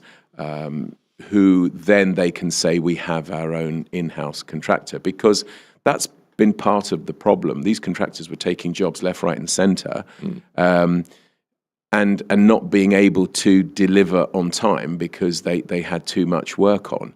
Now you will find that in the main, and I'm not saying that there aren't going to be delays, but prior to the conflict, in the main, a lot of these developers were delivering on time, some even early. As well, because they had a handle on their builder, if you like, or their contractor. And Shoba was one of the first actually to or should I say, it was a contractor that became a developer, and therefore it was all seamless from everything, from supplies to obviously the drawings, the planning, and then the execution of it all. So I think it's not surprising that they've got that interest. Let's see if it turns into sales. Going back to the prices, they're broadly in line with probably the same as before. I haven't actually seen what the payment plan is, but that's where most of the developers are showing value as well in better payment plans. Some are offering post handover. Shoba never did that. At least I don't remember them doing that. So I think it'll be an easier payment plan rather than a post handover. But like I say, this is a city. So this is going to be in the making for a long, long time. We'll be talking about this for a while. Yeah, it's handover Q4 2029, which is the first phase, I assume. Phase, yeah. I mean, that's 3.5 years. 2029 is 3.5 years away. This always happens with me. 2030 is 4 years away. Yeah, but you're saying how quickly things go. I mean, you'll... Happy New Year. All of a sudden, it'll be 2027, and then you're only 2.5 years away. You make a point. Yeah. So that's Shoba City. That's Abu Dhabi. That's the capital. There is another master plan that's been revealed this week, and this is Al Jadaf, which is obviously an area which is, well established, but also up and coming, becoming more and more popular, very attractive. A new Creekside district. It's Al Ghurair development as well. So it's 1 million square feet, mixed-use master plan within Dubai Creek Harbour. So right near Etihad Rail and Creek Metro as well. Yeah, I have to say, Al Jadaf area is an area that it's a bit like a sleeping giant, a little bit like... It is, it's similar in terms of a sleeping giant, just like Jumeirah Garden City, like I mentioned before. Yeah. The only difference is that this is a little bit further down, and you've actually got sort of waterways. But the Etihad Rail, do not underestimate that. That's going to be really, really good, especially for commuting. We talked about autonomous taxis and everything. I completely forgot to say that clearly, Etihad Rail is going to link up pretty much the 7 Emirates anyway. Yeah. So getting from sort of Dubai to Abu Dhabi on the train is going to be at least, if at best, stress-free, if not necessarily quicker. But you can sleep, you can work, and be refreshed rather than having grey hairs on Sheikh Zayed Road as people drive right up behind you if you're in the fast lane. It's a great area. Even before this particular project was launched, I mean, you have that area. You have, I think, the DEWA's headquarters are there, where my understanding is they at least they were saying around 3,000 employees were there, and I know this because I was with a company that had exclusive rights over a couple of projects there by a much smaller developer, and the tagline was, if you are an investor, you got to look at where is the employment, and the DEWA headquarters was literally next door to this building, or would have been once it was built, and of course anybody wanting to or that works at DEWA, of course, would be looking, even from a renting point of view, to be literally next door. They don't have to worry about commuting. They can walk even in the summer heat because it's literally one block away, as it were, and that did sell out. So that was then. Al Ghurair, they haven't been in the marketplace for a while. I think this is at least if not for a while, one of their first sort of projects, and to actually then come in with a big master community like this, I think is. Brave probably isn't the right word, but it's encouraging. Well, it is. It's interesting. It's residential, it's office, it's hospitality, it's retail, it's cultural. It's billed as being walkable, transit connected, and the idea, and this I think stands it apart slightly, it's the 5-minute city concept. So it's now gone down to 5 minutes. I took 15 minutes. You're just so I'm so last year, aren't I? You are. Well, of course, if everything's there, 2022, Mario. Yeah, okay. Then 5 minutes is definitely going to be there, isn't it? It will. So pedestrian movement, public spaces, waterfront living. That's the idea, and it's the architects behind Petronas Towers as well. Oh, amazing! Yeah, I've been there. I've been to the top. So that's something different, I suppose. But you're right. I mean, it's ambitious. So, and again, but it's an area, like you said before, it's established in the to the point that in the main it's established, but they're going to improve it. So anybody that has property there or is thinking about buying property there, I think, again, from a capital appreciation point of view, when it's all finished, in sort of years to come, when hopefully, we'll look back on this period and say, you see, I told you we were resilient. You see how we've come out of it.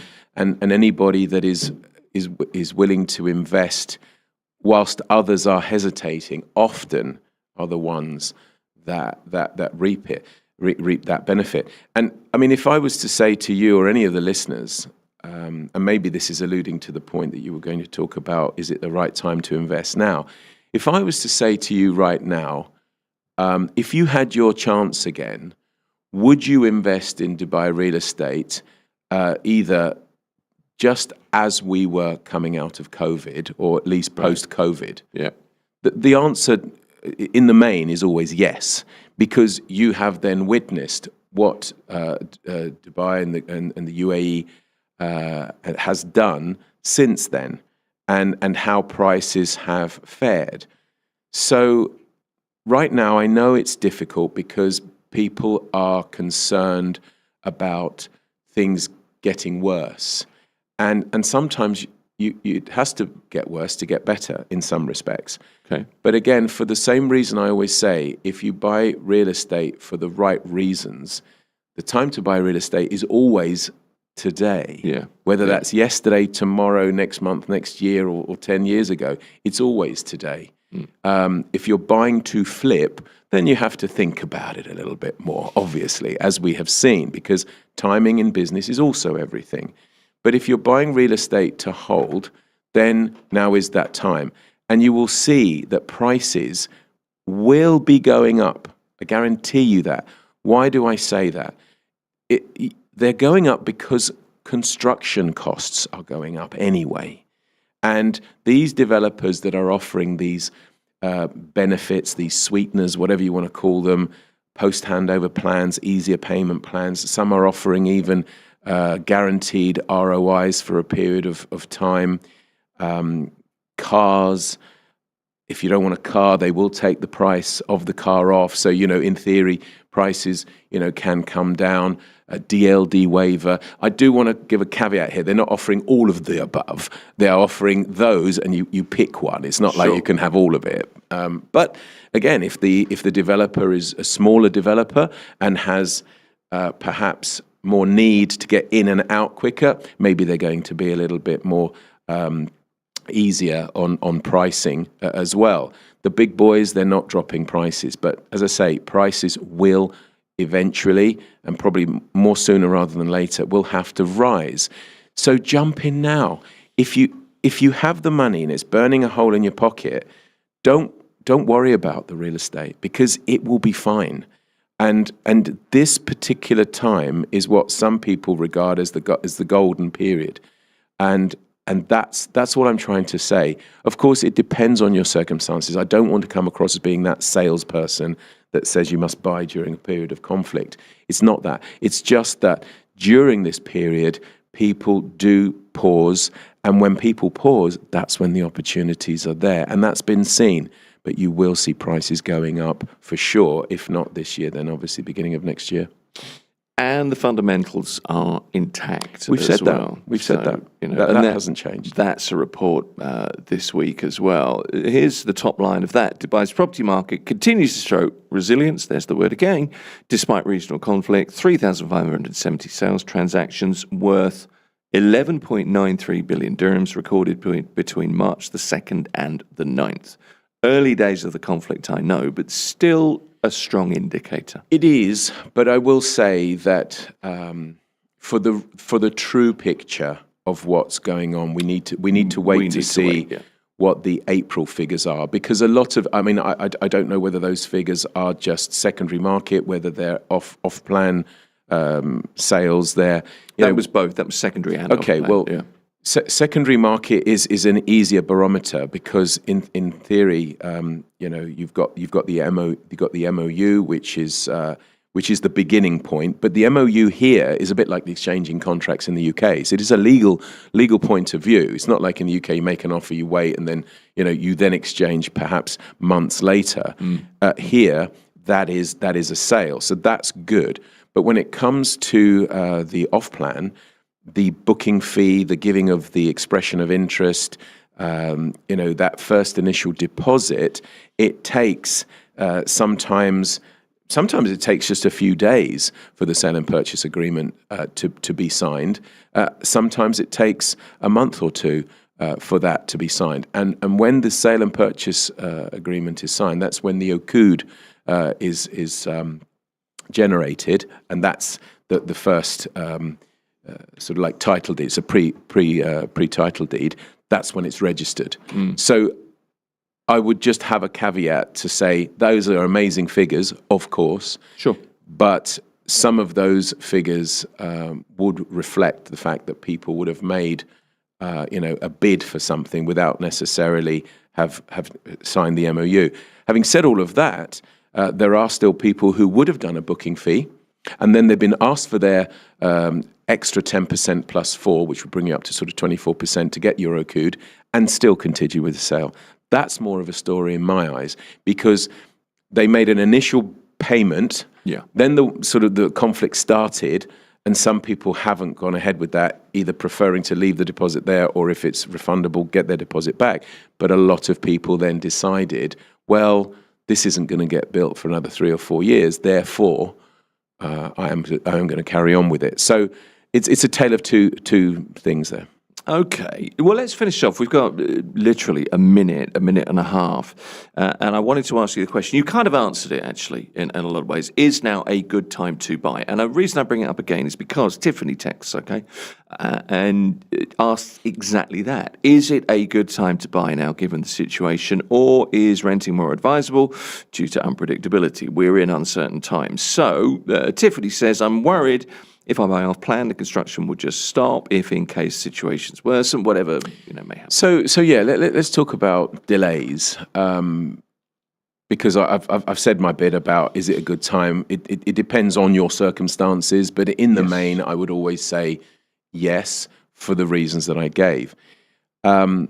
That there is going to be, it was slated to be quite a few thousands of units coming later this year and next year, which obviously would have had that effect that we talked about before the conflict of, I call it stability, some people call it correction, where maybe things would start to slow down a bit, maybe prices would stop potentially going up like they were, and that period of stability, purely and simply because of all the levels that were coming in.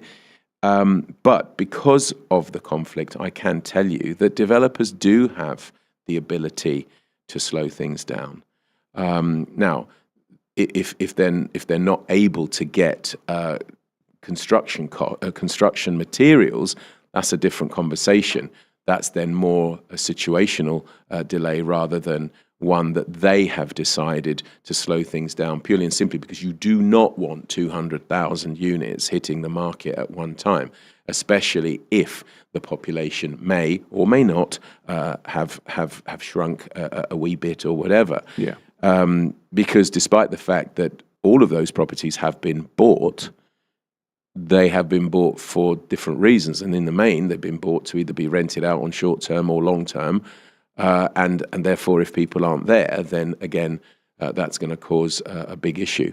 So because we do not want these spikes, either up or down, everybody wants stability, and stability means different things to different people. For sure, developers will get together and potentially just apply a bit of a brake on that accelerator, just to ensure that the well-being of the real estate market is there for everyone. So it's done for the right reasons.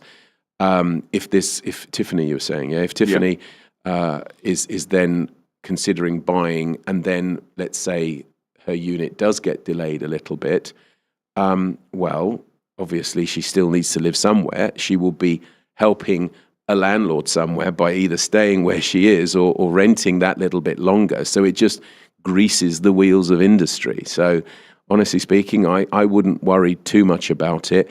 Gone are the days of developers, launching and running off with your money. That doesn't happen. No. So whether it's delayed for right reasons, wrong reasons, call it what you like, they will finish it. And in the event that something catastrophic happens from the point of view that developer, does not finish the project, the escrow account means that your money is safe. And that fundamentally is one of the best things that came out of the 2008 crash, because that's why developers ran away there and people lost their money. There was nothing there. Now your money is ring-fenced. It is. That's the point. There you go, Tiffany. Mario Volpi is Senior VP, Investment Advisory, Allegiance Real Estate, joins us weekly. Always good to talk to you. Thank you very much. Thank you. It's Mira Business FM.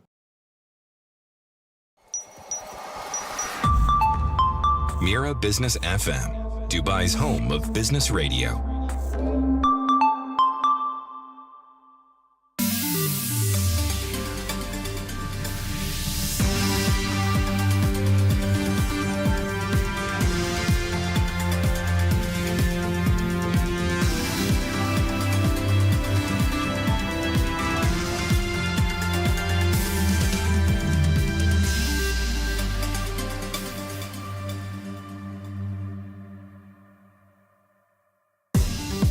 Good morning. It's slightly after 10 a.m. and this is the news on Mira Business FM. These are the headlines. U.S. Treasury Secretary Scott Bessent says the U.S. economy is strong and could grow more than 3% this year, possibly 3.5%. Speaking in Washington, he said tariffs on other countries may return to earlier levels by July. This follows a Supreme Court decision in February that said President Donald Trump went beyond his authority when he imposed broad global tariffs under an emergency law. The People's Bank of China will carry out a 500 billion yuan or about $73 billion reverse repo operation today, according to Xinhua News Agency. The 6-month operation is aimed at keeping enough cash in the banking system. However, it is a smaller rollover compared to the 600 billion yuan set to mature this month. The tool introduced in 2024 is used by the central bank to manage liquidity and is conducted monthly. Oil prices fell early today as hopes grew for a deal to end the Middle East conflict and reopen the Strait of Hormuz. Brent and WTI crude both dropped as investors expected lower risk of a wider regional war. WTI was trading around $91 a barrel, while Brent stood near $95. The decline shows how quickly market sentiment can shift when diplomacy improves. Meanwhile, global markets reacted positively. Wall Street closed higher, and Asian and European markets also moved up. South Korea's auto exports rose in March, driven by strong demand for hybrid vehicles, government data showed. Total exports stood at about $6.5 billion, up around 2% from a year earlier. This was the second highest March on record. Hybrid exports jumped nearly 80%, while shipments to the European Union rose about 30%. However, exports to Asia and the Middle East fell by around 40%, partly due to the ongoing tensions. Now, that's the news for now. Follow more news on our website, mirabusiness.fm.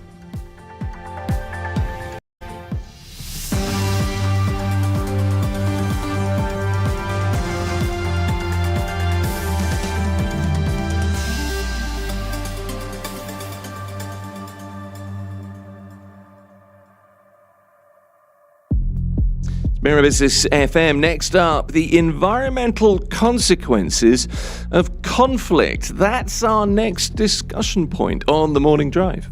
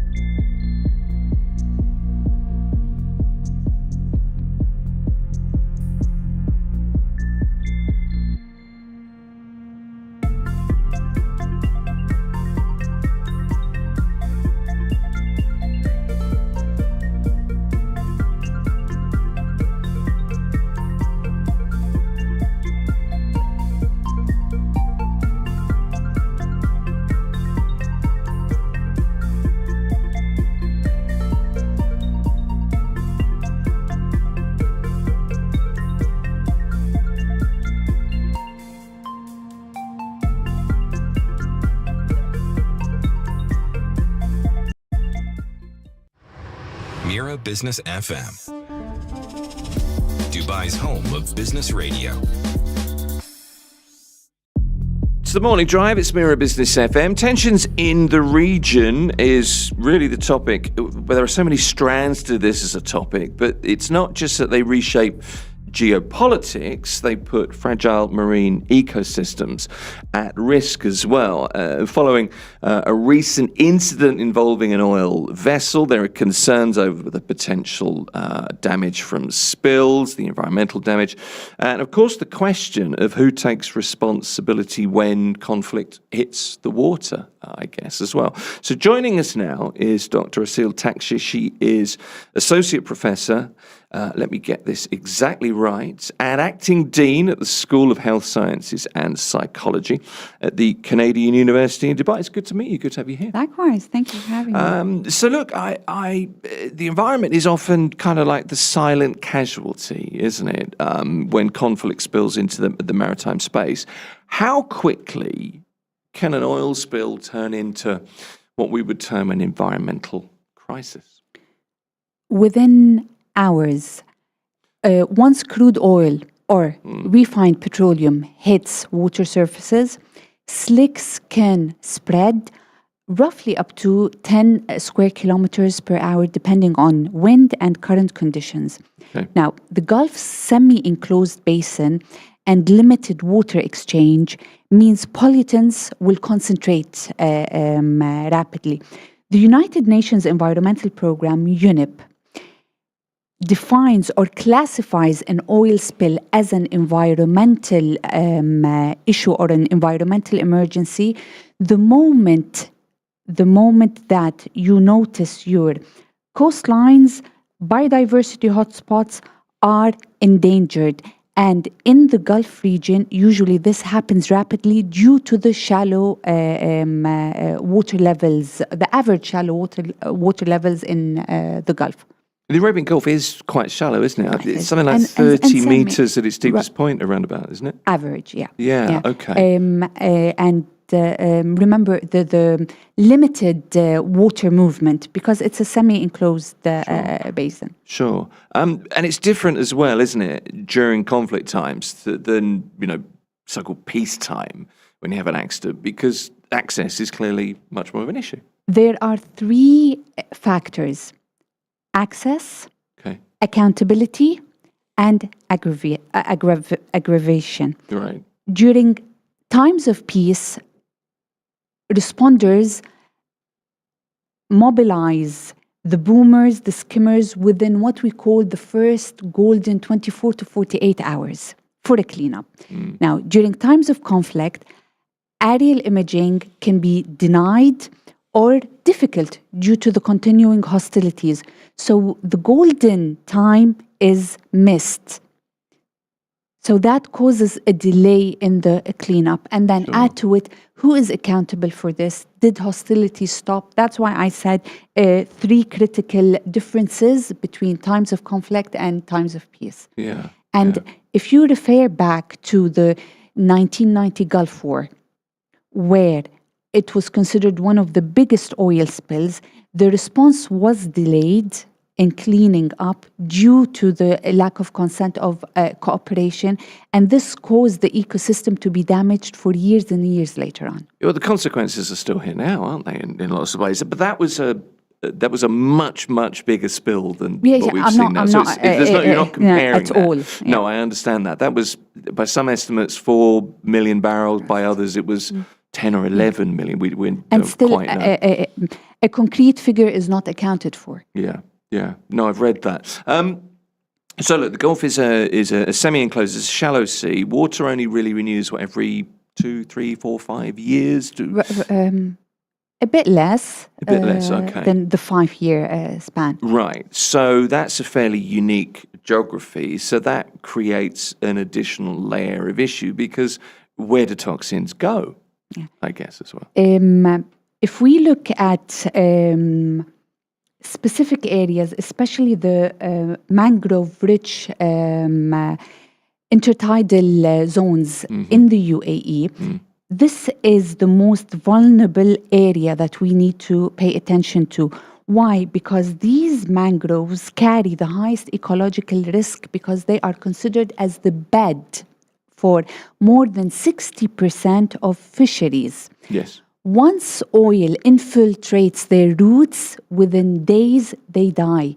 So the habitat of the fish no longer exists. So then the impact is no longer only on our intertidal mangroves, but also on our fisheries. Fisheries and the associated ecosystems and the dugongs, on a bigger, and then on a larger scale, the protection that they offer. True. And, okay. There's also, I guess, the risk. And I know that it's not a high impact risk at the moment, but the risk on desalination facilities around the Gulf as well, I guess. This is another thing. Oil's an insidious thing. This will be linked more to energy issues. So when we talk about marine pollution, the first thing that we focus on is the marine biodiversity, the effect on the marine biodiversity itself, reaching coastal shorelines. This would be the first focus. Okay. Which regions in the Gulf are the most vulnerable at this moment? Which areas? Geographically? Yeah. Where are we most? So UAE, Saudi Arabia, those are the most vulnerable. Then comes Kuwait, Qatar. Okay, so that's a present potential issue. And what international laws kick in when there is an incident that needs to be dealt with? Theoretically, and then I will explain why. Theoretically is good. You've got several frameworks that are designed to activate or are supposed to be activated at the same time. You've got the UN Convention on the Law of the Sea. There are certain articles in that convention where they state the obligation to protect our marine environment. We've got the International Maritime Organization through its MARPOL, where this governs the vessel's activities and pollution.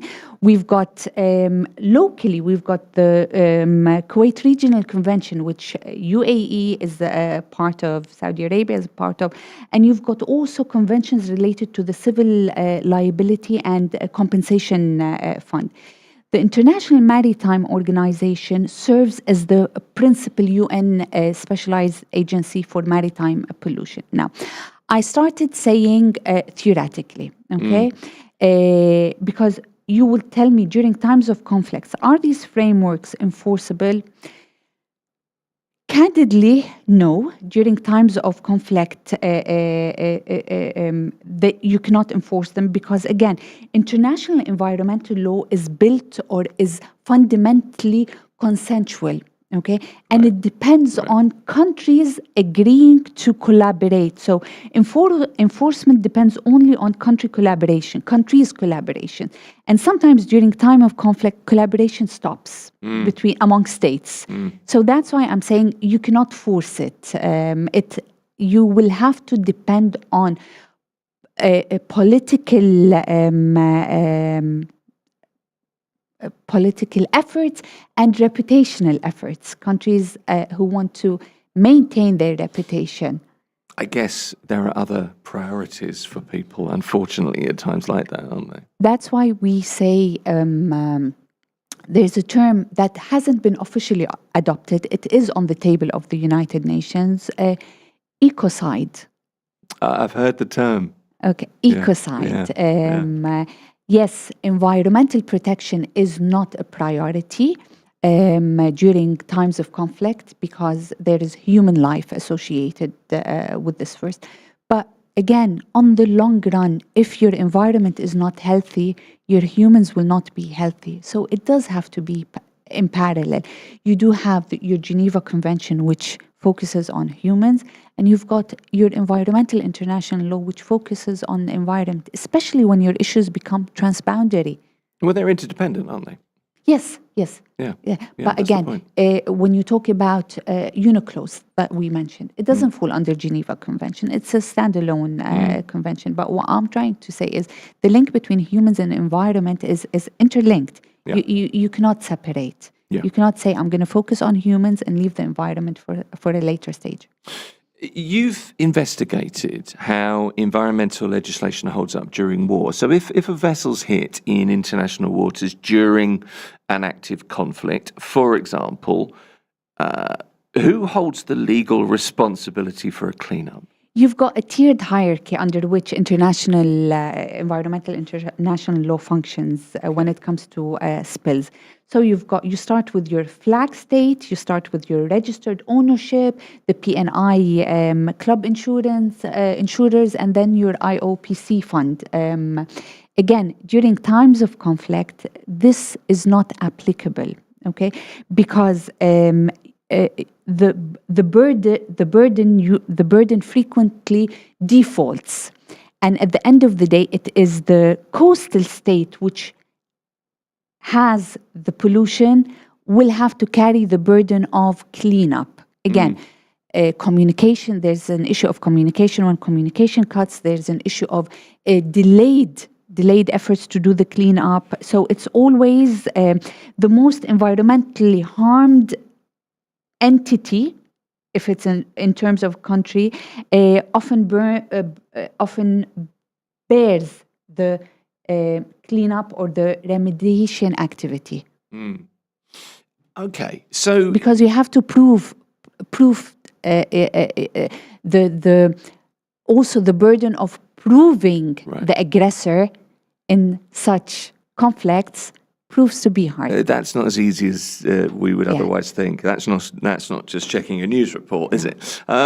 So how does it work? That's my first question. I know that's a very broad question, but also what resources are available in the region? If we had to respond to a large spill, for example, what do you need to do it? Let me talk about the resources available now. The Gulf in general, the Gulf countries in general, have better infrastructure than most conflict-prone maritime regions. And they have been able to formulate collaboration in order to respond. I'll talk a bit more about that. You've got the UAE, Saudi Arabia, and Kuwait. They all have national oil spill response centers. We mentioned the role of the International Maritime Organization, and you've got what we call the Regional Organization for the Protection of Marine Environment, the ROMPE, with its local office based in Bahrain. All of them are involved, but if I go back to the Gulf, preparation in Gulf is remarkable. If you look at Aramco Saudi Arabia and ADNOC UAE, okay, both these entities maintain sophisticated internal spill response mechanisms, okay? So this reflects that they protect their assets. Yes. Yet these responses function well during times of peace because these countries were not ever a threat. They did not go into a conflict. Kuwait maybe in 1990, but this was imposed on it. The UAE never went into war. So these responses function well in industrial oil spill. Okay, the functioning during times of conflict is new. So your response is there. Maybe activating it for the first time might have been a bit new to them, and the best experience was from their responses during industrial conflicts. Okay, no, I can understand that, but I suppose there are lessons from applications to an industrial issue, of course, that carry forward into. The only obstacle would be if the conflict is still ongoing, and I mentioned at the beginning that maybe accessibility might be an issue. Your aerial imaging might be an issue, especially when you've got an aerial type of conflict. Yeah. We've got 5 minutes or so, but when a permanent ceasefire is reached, and the ceasefire at the moment is holding, of course, and it looks like there may be more talks. That's the indication from President Trump today. But I wonder if you can put into words how. This is a really difficult question to ask you. It's a very hard question to answer. Or is it? I don't know. How resilient is the marine environment? How quickly can we see marine environments recover, assuming we do what we can to mitigate? I cannot generalize. I know, I realize that, but just as an idea. Because when you speak about the Mediterranean, the characteristics of the Mediterranean are different than the characteristics of the Gulf. But again, it all depends on the speed of action we take to remediate what was damaged. The immediate reaction. Right. Immediate, okay? It depends also on, as I said, your wind, your weather conditions, transboundary, tide movement, all of these, and the amount of the spill itself and the type of the spill itself. I always ask people in here, and I realize I do it every day. I always ask the how long is a piece of string question, the difficult question. A couple of questions to finish. Is there a way for policy to insulate nature from human conflict, or am I just wishing against the flow of all the evidence? You're way wishing against I had a feeling. There's no way, is there? Again, the environment tends to pay the price. Always. And again, that takes me back to the ecocide thing. When we speak about the environment, it's not only your marine environment, it's not only the air pollution, you've got your built environment. When you damage infrastructure, okay, this is part of your environment, okay? When you bring buildings down, okay, and cause air pollution, cause displacement, this all affects your environment. When you displace people, you're creating a burden in another region, which will affect your environment. Yeah. So it's way bigger than me, bigger than you, to try and comprehend a general environmental damage. Final question for you, how well do you think the international system, where are we now when it comes to how equipped we are to handle the environmental risks from conflict? Are we getting It depends better? from region to region. Okay? Right. Again, region to region, I did say the Gulf is doing remarkably better than other There's countries, real emphasis on this in this region. and there's real infrastructure being built for the environment. Okay, so they are way ahead than lots of other countries in that area. Now, is it a new experience for them? Will there be lessons learned? I'm sure there will be, and it will be shared. Okay, something's just jumped into my mind. This always happens. I always say final question, then I think, You did that. I know. Yeah, this is the real final question. Maybe. Who knows? The impact on seafood production. We're talking very much about, ecosystems. Is this more of an issue of food security? Is it primarily about the availability of fish or chemical accumulation or heavy metals, for example, in the fish we eat? So, depending, again, as we said, the type of oil spill, the amount, usually ecological consequences can be severe and multi-generational. You mentioned it. So we're talking about our seabed contamination, we're talking about our food chain bioaccumulation, our fisheries collapse, our coral bleach amplification, but this is not the case now, okay? We are not there yet. I cannot say that the ecological consequences of this vessel oil spill is catastrophic, and it will not be catastrophic. No, and it's not to say that it is, but these are questions based on a what-if scenario. I should have said that at the outset. It is always a possibility. As we said, your seabed, your fisheries, your coral bleach amplification, your bioaccumulation in fish, in the food chain. So yes, these are always possible. There's a lot more to talk about. I was going to bring up coral bleaching there because I know there have been some evidences we've seen some reversals in some areas here. And you're nodding, so I'm glad I got that right. I seem to remember that. But we'll need to talk to you again. But you did say that was the last question. Yeah, I know. So now I need to say thank you. Thank you. Dr. Asil Taksha is Associate Professor, Acting Dean, School of Health Sciences and Psychology at the Canadian University of Dubai. Appreciate you being here. Thank you. Thanks for coming in. This is Mira Business FM.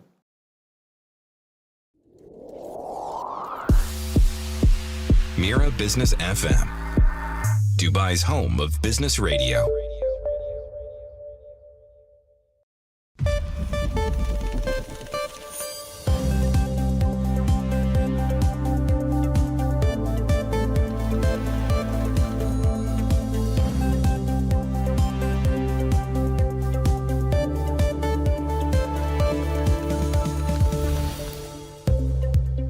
morning. It's 10:30 a.m. and this is the news on Mira Business FM. These are the headlines.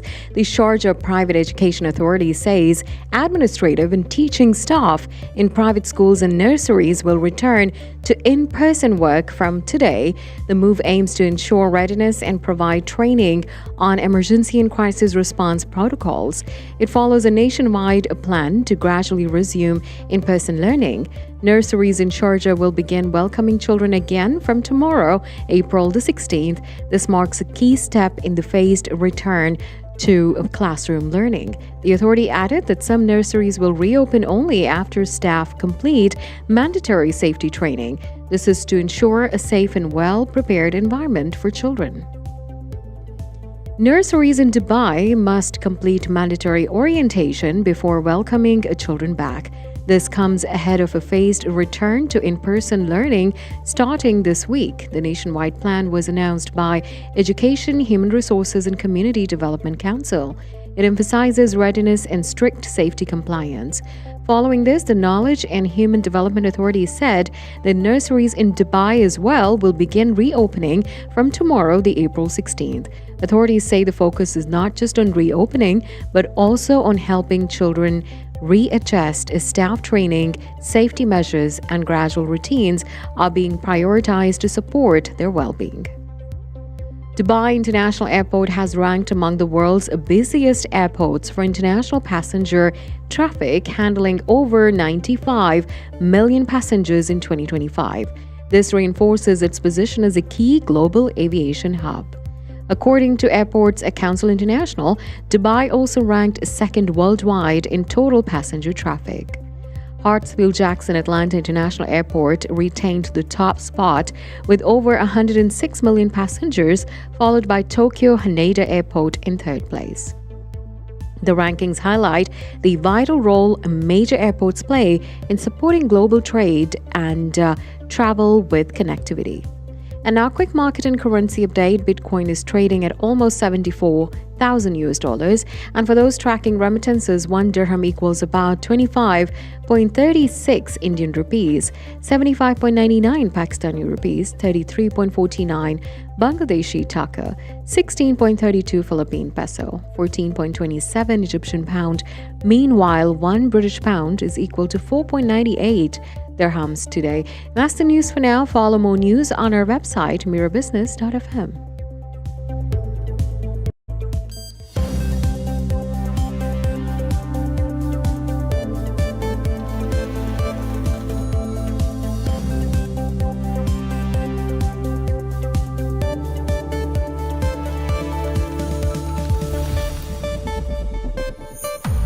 Mira Business FM, Dubai's home of business radio.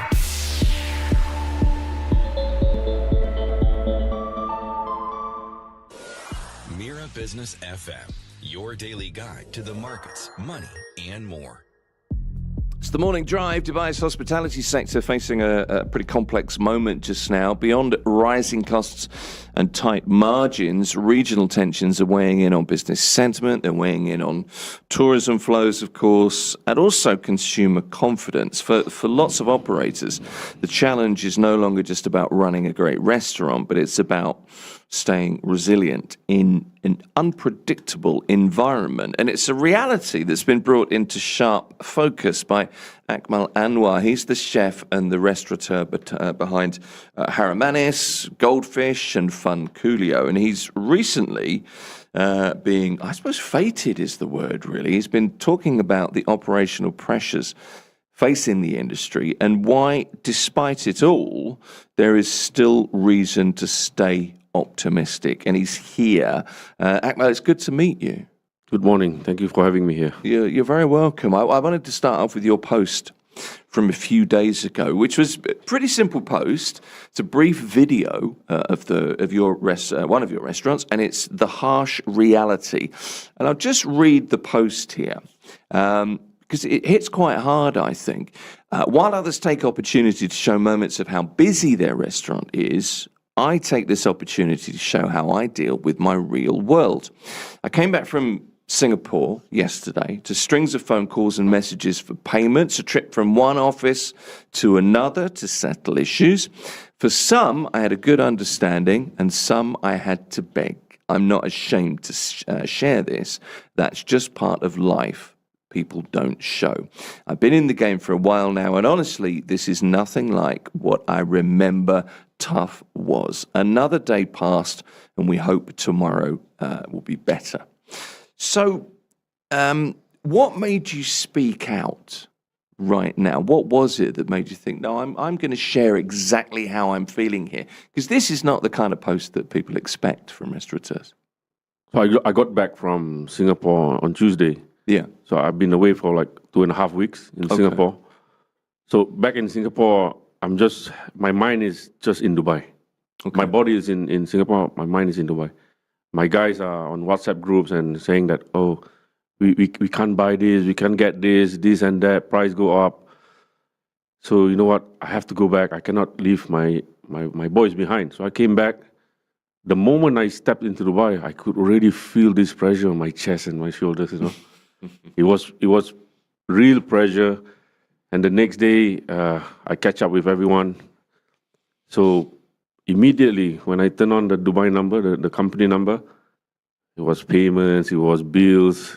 You know, when you run a restaurant, you don't pay only for food. You have to keep the lights on. You have dewa, you have etisalat, you have insurance, you have civil defense, you have approvals, everything. Everything was coming one shot. I needed something to get out of my chest, you know. So what way could I reach? I mean, social media is the only way you can. I wouldn't say vent out. No, I just wanted to tell people, guys, I need help. Yeah, I need help. I swear to God, it's tough. You know, it's tough for me. But when I see my guys who have been with me 6 years, 8 years, 10 years, you know, working alongside with me, hustling, working hours and hours, thousands of hours, and I have to tell them, hey, next 3 months I can't pay you because I really can't pay you because I am going into debt, right? If my post-dated check arrives next month, it's gonna be 100,000+ rental. I don't have cash flow. I'm finished. Yeah. So every time you see people in Dubai, they like to post and boast about how busy they are and all that. Honestly, there are days that you are empty, and many days are always like that too. So it's necessary that the public know. I don't want to speak for anyone else. I speak for myself. Yeah. What I go through, and this is how it is. But this is the point, isn't it? You said it very plainly there. I need help, and it's hopefully becomes a rallying cry, but it is a very familiar message from people in your industry, the restaurant world. This is simply put, at the moment, it's really tough. Yeah, it's always tough, but it's really tough now. Yeah, like the last 6 months, I've been putting in all my savings. I sold whatever I can sell. Okay, if I have to be very transparent, I sold some of my wife's jewelry. Really? Yeah, I sold my wife's jewelry. I had to get some money out of some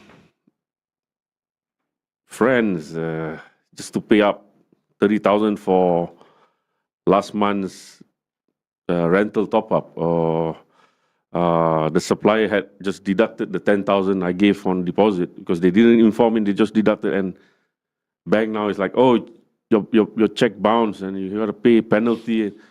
I'm like, oh my God, yeah, it's tough. And the guys would call me, chef, the internet just got cancelled. We don't have internet now. We can't work on the system on the restaurant. And when I check the bill, it's like 900, 300, 1,000. It just adds up. It just adds up. And when you have the situation where the cash flow just isn't there. No, if I'm gonna make 2,000 yesterday, and the bill today is 3,000, you're always on minus. Yeah. If you pay something out, it's still minus. But you know what? I'm just taking it day by day. I cannot see the future even in 2 days or 3 days. I'm just gonna like come to work. Okay, what do I need to fix? Okay, let me fix this first.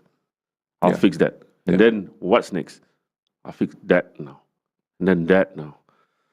So this is the only way I move. I cannot be I cannot be too adventurous. I cannot be too optimistic. Yeah, people say stay positive. Yeah, I know. When bills are all over your head, I don't know how you keep positive. You know, most people, what they do, run away. Yeah. I go to every supply office that I know, meet them, whoever. I'll speak to them, the account manager. Look, this is what's happening. Look, I'm talking to you like man to man, and situation is not going to change. This is how we're going to do it.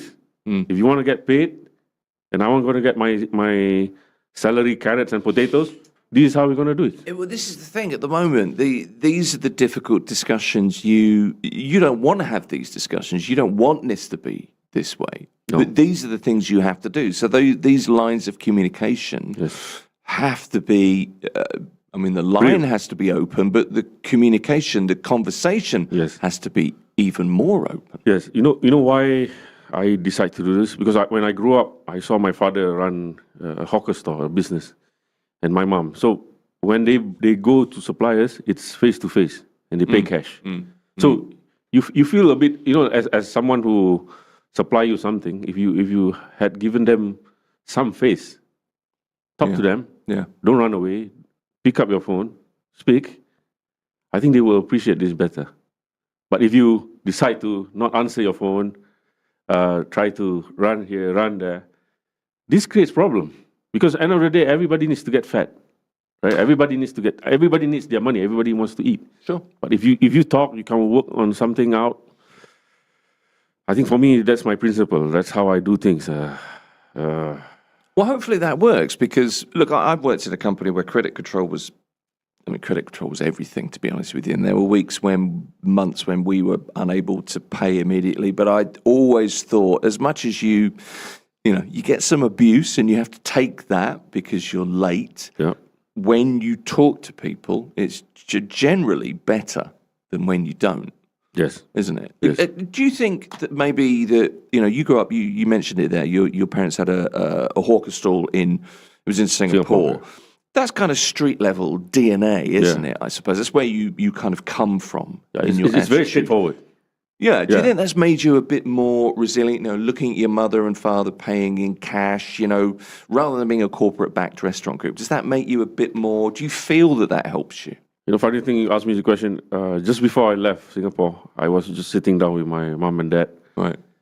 So my dad said, my dad asked and said, so how are you gonna deal with this? I said, I'll just deal this head on. So if your debt accumulates, what are you gonna do? I don't know. If somebody's gonna sue me, I'll go to court. If somebody's gonna put me to jail, I'll go to jail. Because I come to a point where I'll just go with the flow. Okay. But you know what? One thing, I tell him, I'm not going to run away. No. Because when I come back from this, nobody's going to look at me and say, hey, he owe me money. No. That I cannot deal with. That I cannot sleep. But if I come back on this and then, you know what? He has balls. Sorry if I have to use this word, but yeah. I think we'll allow you that in this situation. Yeah. Whatever. I'll take the punch. We're in a ceasefire at the moment. Hotels are seeing a little bit of relief. Has the pause translated to people booking tables at all? It's still bad, to be honest. Yeah. I've had meetings last week with some of my partners and the companies that I work with. It looks bad. I think occupancy in hotels is really low. Again, I don't know what's the insights. I can only speak for myself. I'm still at a very low level business, still very, very slow. People are really saving up money. You can see the trend now changes. People really eat what they need. They don't splurge no more.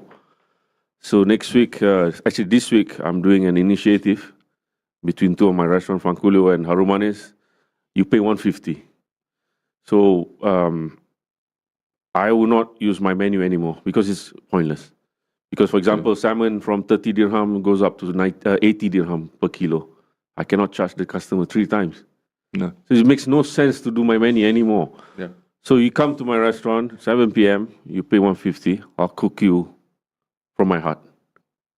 Whatever I find in the market, whatever I can find fresh, I'll use memories, I'll use whatever. It's a long table. So the concept is called the extended table. So more people book, the longer the table gets. So I think people today, in this time, people need to connect. People need to talk. I think it gives you a sense of relief, a sense of, you know what, everybody, oh, we didn't know about this. Oh, we didn't know about that. So when people talk, people feel a bit more relaxed, you know. When I talk to someone, I feel relaxed because I need to talk to, people need to talk. Well, they do. No, and I think, you know, when things are tense, it helps, doesn't it? Yeah, like my partner called me yesterday. He was in Istanbul. He said, "Chef, everything's okay." I said, "Yeah, everything's okay."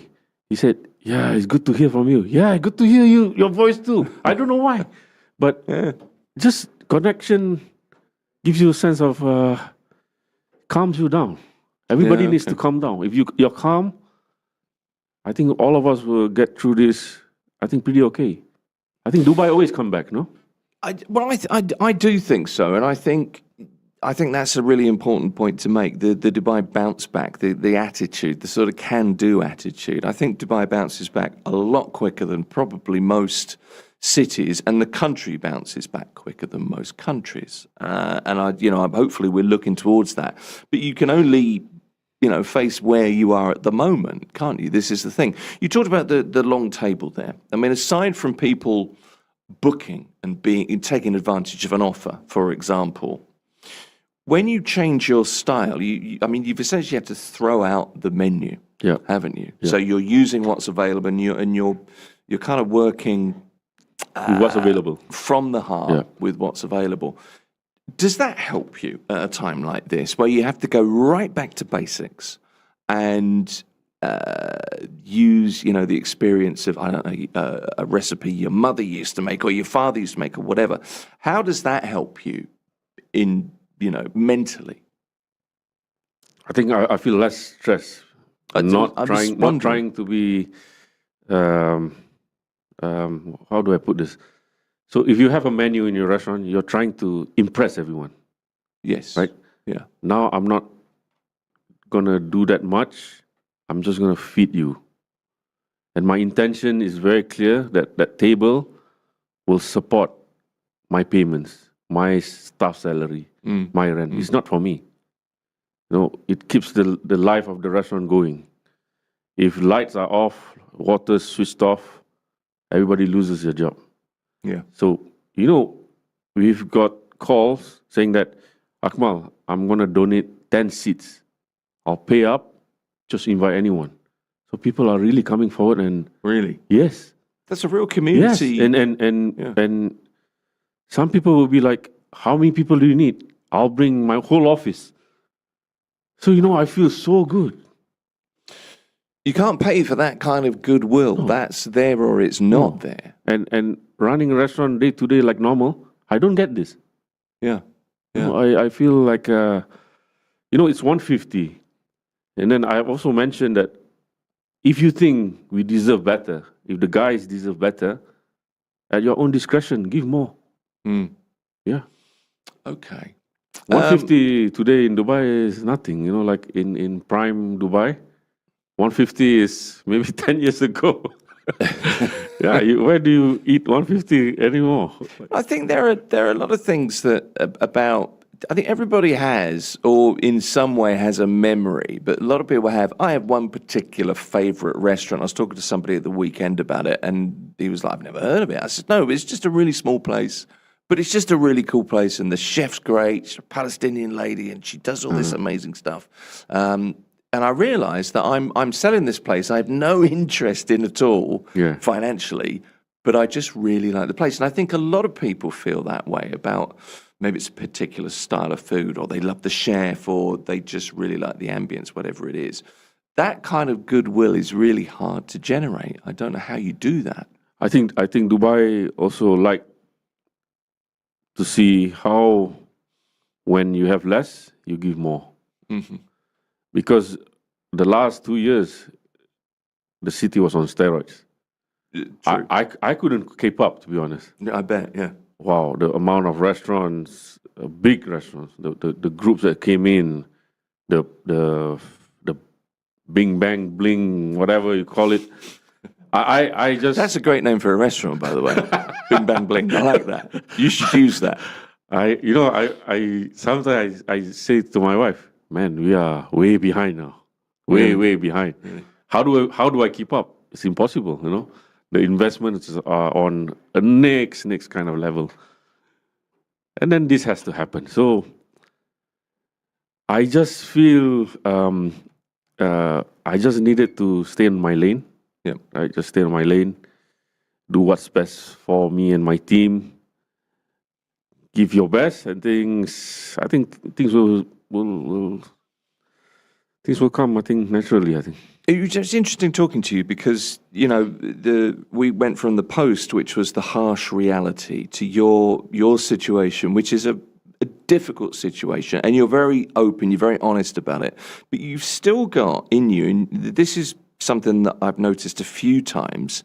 You're still very optimistic about Dubai and the scene, and I know that you're continuing as much as you can to invest in the concepts that you have. What is it that keeps you so confident? I know you said that we're on steroids here until recently, but what's it about Dubai that keeps you optimistic? There's a God. Okay. I pray 5 times. I just every day. I just pray for the best. That's it. You just believe. Yeah, I just believe. Yeah. I don't have any other ways. That's the only way. You wake up in the morning, 4 a.m. Yeah. You go to the mosque. You pray in congregation. Like for me, I'm Muslim. After prayer, I just do my solo conversation with the big boss. Okay. If he gives, he gives. If he doesn't give, he doesn't give. That's all. And that's why I told you if I get legal court, whatever, or I have to go to jail, or I have to do whatever, that's my destiny. Okay. Yeah. If I overthink and I would not live.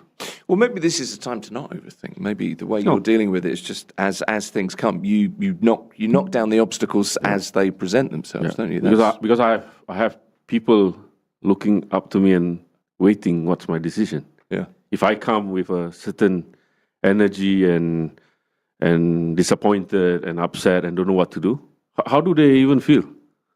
Yeah. So my daughters need to look like I'm happy. Yesterday I was dancing TikTok with them because I need to make them feel like it's okay, don't worry. It sounds like you're a pretty good dad. I try to be a good dad. I try to be a good husband. I try to be a good son. I try to do everything. You can't be good at everything, but you try. That's all you can do, unfortunately. That's the situation that we find ourselves in. I wouldn't say unfortunately. I think this is the time where you do your best. Okay. Yeah, this is the opportunity, because coming back from this will be amazing. Well, it will, but there you are again. You see, we talk about it's quite a serious conversation, and then you're looking ahead, thinking it's going to be amazing. So keep the optimism front of mind. Inshallah. I hope so. Akmal, it's been good to talk to you. Akmal Anwar is the chef restaurateur behind a number of restaurants, Haramanis, Funculio, and Goldfish as well. I wish you all the best. Come back and see us, and we'll stay in touch. No, you come to my restaurant. You eat. I'll feed you guys. All right, that's a deal. That's done. Thanks for being here. Thank you so much. Thank you so much. This is Mira Business FM. Mira Business FM, where business comes to talk.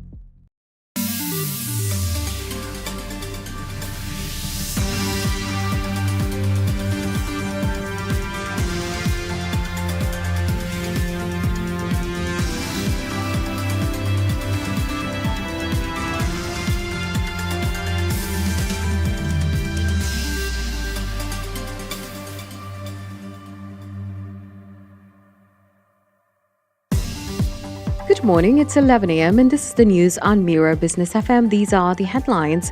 U.S. President Donald Trump says the Iran war is close to over as hopes for a ceasefire grow, though the situation remains uncertain. Speaking in an interview with Fox Business, he said he believes the conflict is nearing an end and that Iran is keen to reach a deal. Despite this, the U.S. continues to enforce a naval blockade, while sporadic attacks are still being reported. Oil prices have fallen on easing tensions and diplomatic efforts are continuing, with Pakistan pushing for talks and new discussions expected between Israel and Lebanon. U.S. Treasury Secretary Scott Bessent says the U.S. economy is strong and could grow more than 3% this year, possibly reaching 3.5%. Speaking in Washington, he said tariffs on other countries may return to earlier levels by July. This follows a Supreme Court decision in February that said that President Donald Trump went beyond his authority when he imposed broad global tariffs under an emergency law. The People's Bank of China will carry out a 500 billion yuan or about 73 billion US dollars a reverse repo operation today, according to Xinhua News Agency. The 6-month operation is aimed at keeping enough cash in the banking system. However, it is a smaller rollout compared to the 600 billion yuan set to mature this month. The tool, introduced in 2024, is used by the Central Bank of China to manage liquidity and is conducted monthly. Oil prices fell early today as hopes grew for a deal to end the Middle East conflict and reopen the Strait of Hormuz. Brent and WTI crude both dropped as investors expected lower risk of a wider regional war. WTI was trading at around $91 a barrel, while Brent stood near $95. The decline shows how quickly market sentiment can shift when diplomacy resolves. Meanwhile, global markets reacted positively. Wall Street closed higher in Asia and European markets also moved up. South Korea's auto exports rose in March, driven by strong demand for hybrid vehicles, government data showed. Total exports stood at about $6.5 billion, up around 2% from a year earlier. This was the second highest March on record.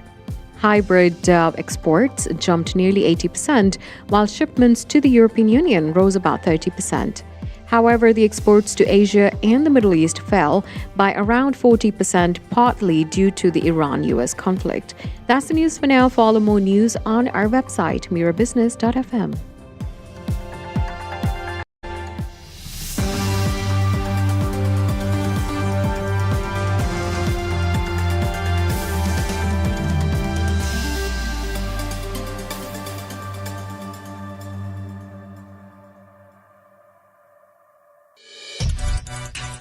Mira Business FM. The sound of success. Mira Business FM, Dubai's home of business radio.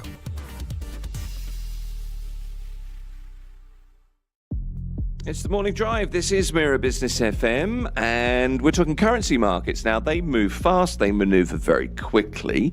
The US dollar has strengthened. Several Asian currencies have weakened in the last hours, I suppose, and it raises questions about what that means for expats sending money home from the UAE. So to discuss the currency outlook, remittance trends, and how perhaps even fintech is shaping the future of money transfers is Sareen Mehebi. She is the Group Senior Manager of Corporate Comms, Investor Relations at Al Ansari Financial Services. That's the parent company of Al Ansari Exchange, very well known here in the Emirates. Sareen, good to have you in the studio. I'm glad to have you here. Glad to be here, actually. Good to meet you as well. So, look, let's just jump straight in because, as always, lots going on, particularly at the moment, given the backdrop. Currency markets have been volatile, let's put it that way. When is it ever anything else, I suppose? But the US dollar has been strengthening. It means that in one of the knock-on effects, if you like, is that Asian currencies are under pressure. To start with, how does that shape remittance activity from here in the UAE at the moment? What are you guys seeing? So ideally, currency markets move based on what's happening around the world, like geopolitical tension, investor sentiment, or supply and demand. So when this uncertainty happens, people naturally tend to move to assets they trust, like US dollars and gold. Yeah. So what does this mean for remittances? Actually, for the Asian home currencies, this will benefit actually families back home, which they will receive a greater value from the amount that they transferred. So actually, this will help keep the remittance flow steady.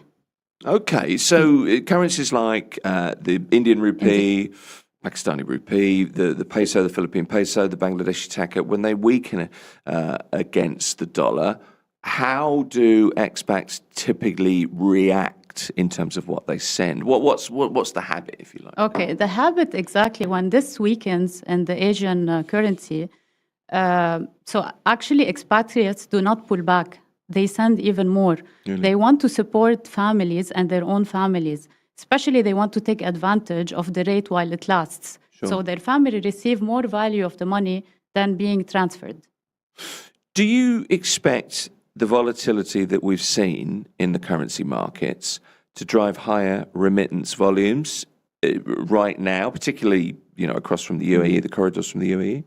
So there is one thing I would like to highlight, that remittances are not a luxury. It's a lifeline. That's why this sector holds up well, regardless of the broader economy of what's happening around us.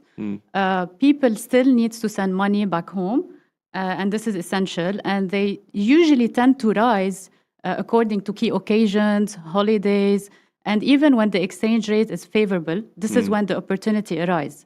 But there is one important thing I would like to mention, that the customers today is not the same as the customer before. So what it means that nowadays they are more tech savvy. They monitor the exchange online, so they keep well informed about what's happening with the currency movement. So they make strategic decisions when to transfer, the time to transfer, especially across the key corridors like India, Philippines, Pakistan, Bangladesh, and Egypt. These are the top 5 corridors, actually. Well, it's interesting because it's a habit, isn't it? Yes. Remitting money. That's the thing. But it used to be that you'd go to the exchange, you would queue, and it would be, Saturday morning, whatever it was, that was your time. But now it's on your phone. Exactly. So you can monitor. So people are really doing that. They're watching every minute of what's happening. Really? So Okay. it's like now people are more well informed what's happening with the currency movement. So they made really the decision on when to transfer money. So the customer behavior has changed than before. The UAE is a huge remittance hub, one of the world's largest. That much we do know. How is the word that we've been using for the last 5 weeks every day at some point? Resilient. There Exactly, you go. I can say it. I love that you Business can are predict resilient. That's what we're talking about. But how resilient is it as a sector, the remittance sector, if you like, when you look at the uncertainty we have? Because the economic uncertainty, I mean, it's a global issue, as it always is. It is. So the remittance sector has consistently shown a strong stability during the period of uncertainty. And why? Because transfers is primarily driven by essential households. Like people transfer money back home to pay education, to pay healthcare, to pay everyday life expenses. So this make it not an optional for them. Actually, this is like more of a part of their regular financial responsibility to support their family. And also, like, of course, on the short term, there will be always ups and downs. Sure. But the constant need will always be there, is to transfer money back home. So that is the long-term story that we are confident about. Okay. So also I want to tap on that the UAE also plays an important factor as a global hub of remittances, supported by strong regulatory environment, advanced financial infrastructure, and continued economic stability, all of which support reliable and secure transfer cross borders. Okay. Let me ask you a little bit about, look, how important is a hybrid model in the remittance landscape? Because that's really what we see, isn't it? It is. It is. And it's still happening to date. For the remittance industry landscape, it's still very important. Right. Yes, we continue investing in the digital. The digital adoption is increasingly going up, but yet we should not forget that the physical access is still important, especially to people who doesn't have access to traditional banking. And also we give them the flexibility and convenience to do a transfer. Like, for example, they can start their transferring from the mobile app, and we have an option, pay at the branch, and they can continue it at the branch with a very competitive rate. Okay, so you could lock that rate. Exactly. And then head to the branch physically with cash to do that. Exactly. Gotcha. So, and actually, this is the advantage we have over fintechs. The mix of these, because most of the time, people who are transferring money, like for example, let's take India. India is a huge country. Whenever they want to do transfer online, maybe they don't know where to transfer, where it will reach, which village. Okay. So they want to start it at the mobile app, and then they go to the branch and ask them questions. And the advantage we have that we have a multilingual support at the branches. We have up to 14 languages there, so they can understand which country, which village, so they speak their language as well. So this is very important to tap on, that both are important, the physical and the online. Okay, I've got you. So digital adoption, I mean, we're all digital, well, maybe not digital natives, but we're all adopting digital services in one way or another. It's accelerated significantly across financial services. What kinds of things are you seeing among your customers when it comes to mobile remittance, or maybe or wallet services, for example? Yeah. So actually, yes, the trend is rising when it comes to mobile remittances and digital wallet. For example, Central Bank has recently enabled for service providers to provide microfinancing. What is microfinancing? Microfinancing, it's a salary-linked product where people can access to funds whenever they need it. It's a salary advance to their payday, so they can ask for up to 50% from their payday and even transfer it before they get paid, so they can transfer the money back home. So we see a demand and rise toward these kind of flexible financial tool, because especially tapping on people who doesn't have access to traditional banking. So it removes the burden on the economy and the pressure on the well-being of these customers not to go through a costly traditional borrowing. So we're moving away actually from being just transferring money to a broader financial resource, especially to people who doesn't have access to banking, traditional banking. Well, that would be the impression that I get, outside looking in. I mean, it's clear that lots of expat workers rely on cash. People like a physical location, I suppose, as well, to go to do that. I suppose there's a sort of a security in that as well, isn't there? But how do you balance that? So expanding your digital services and keep the branches as well, because that's a real balancing act, isn't it? Yes, there is a balancing act, and we agree that both experiences are extremely important. Yeah. We have about 75% of our customers, they still go to branch actually. So it's a significant portion. So that's why we provide more accessibility, reachability, and more guidance, whether in the branch, which is mainly the branch. And we see it that the digital will not replace the branch. Actually, it extends it, especially in the remittance industry landscape. So people who will prefer to do the online, they go do it online. People prefer to do the branch, they go ahead to the branch. So that's why we are equally working on giving a great experience on both, which is the digital and the branch. I didn't realize it was 75% people still going to branches. Yes, it is. I mean, my experience, quite often I do something just through the bank, and I know it's probably more expensive, but maybe it's just because I'm lazy, because I can't afford to get in the car. Financial inclusion, I wanted to ask you a little bit about that, because I'm interested. It's a major global issue, isn't it? How important is it to you in the remittance sector? As you kind of broaden your appeal as well, you've talked about that. How important is that in providing financial services, more accessible financial services for people if they don't have like traditional bank access? Yes. So financial inclusion remains a core strength of the remittance industry. Yeah. And that is where our role in financial inclusion really stand out. The product we offer, especially for those people who doesn't have access to banking, put us right where they need us the most. So it's simple. These customers rely on us. We have about 65% of customers that they transfer about 1,500 or even less to their home country. And these rely on us heavily because why? It's very simple. Because we're reachable, we're convenient. We have more than 280 branches. We are in every corner. Even at branch level, the way we serve them, the way we operate, the way we speak to them, we speak their language. So this is very important. Even we are training them to acquire the digital adoption from their side. We are doing that as well. But still, they still prefer to use the traditional way. And the bond that we have with them, which is built around their daily lives. So, it's interesting. You said something there where, branches on every corner kind of thing. Lots of branches. Is that how you see it? That it's not like the corner shop, but, yes. You're offering a service in that way. Yes. Is that maybe one of the ways you want to get across, what yes. you offer people? Yes, actually, we want to be close to them wherever they are. And this is very important. Okay. Let's look back at COVID. There are lots of comparisons with the COVID times. I don't know how to describe that period, but there are some correlations between that and where we are at the moment in terms of, economic uncertainty, of course.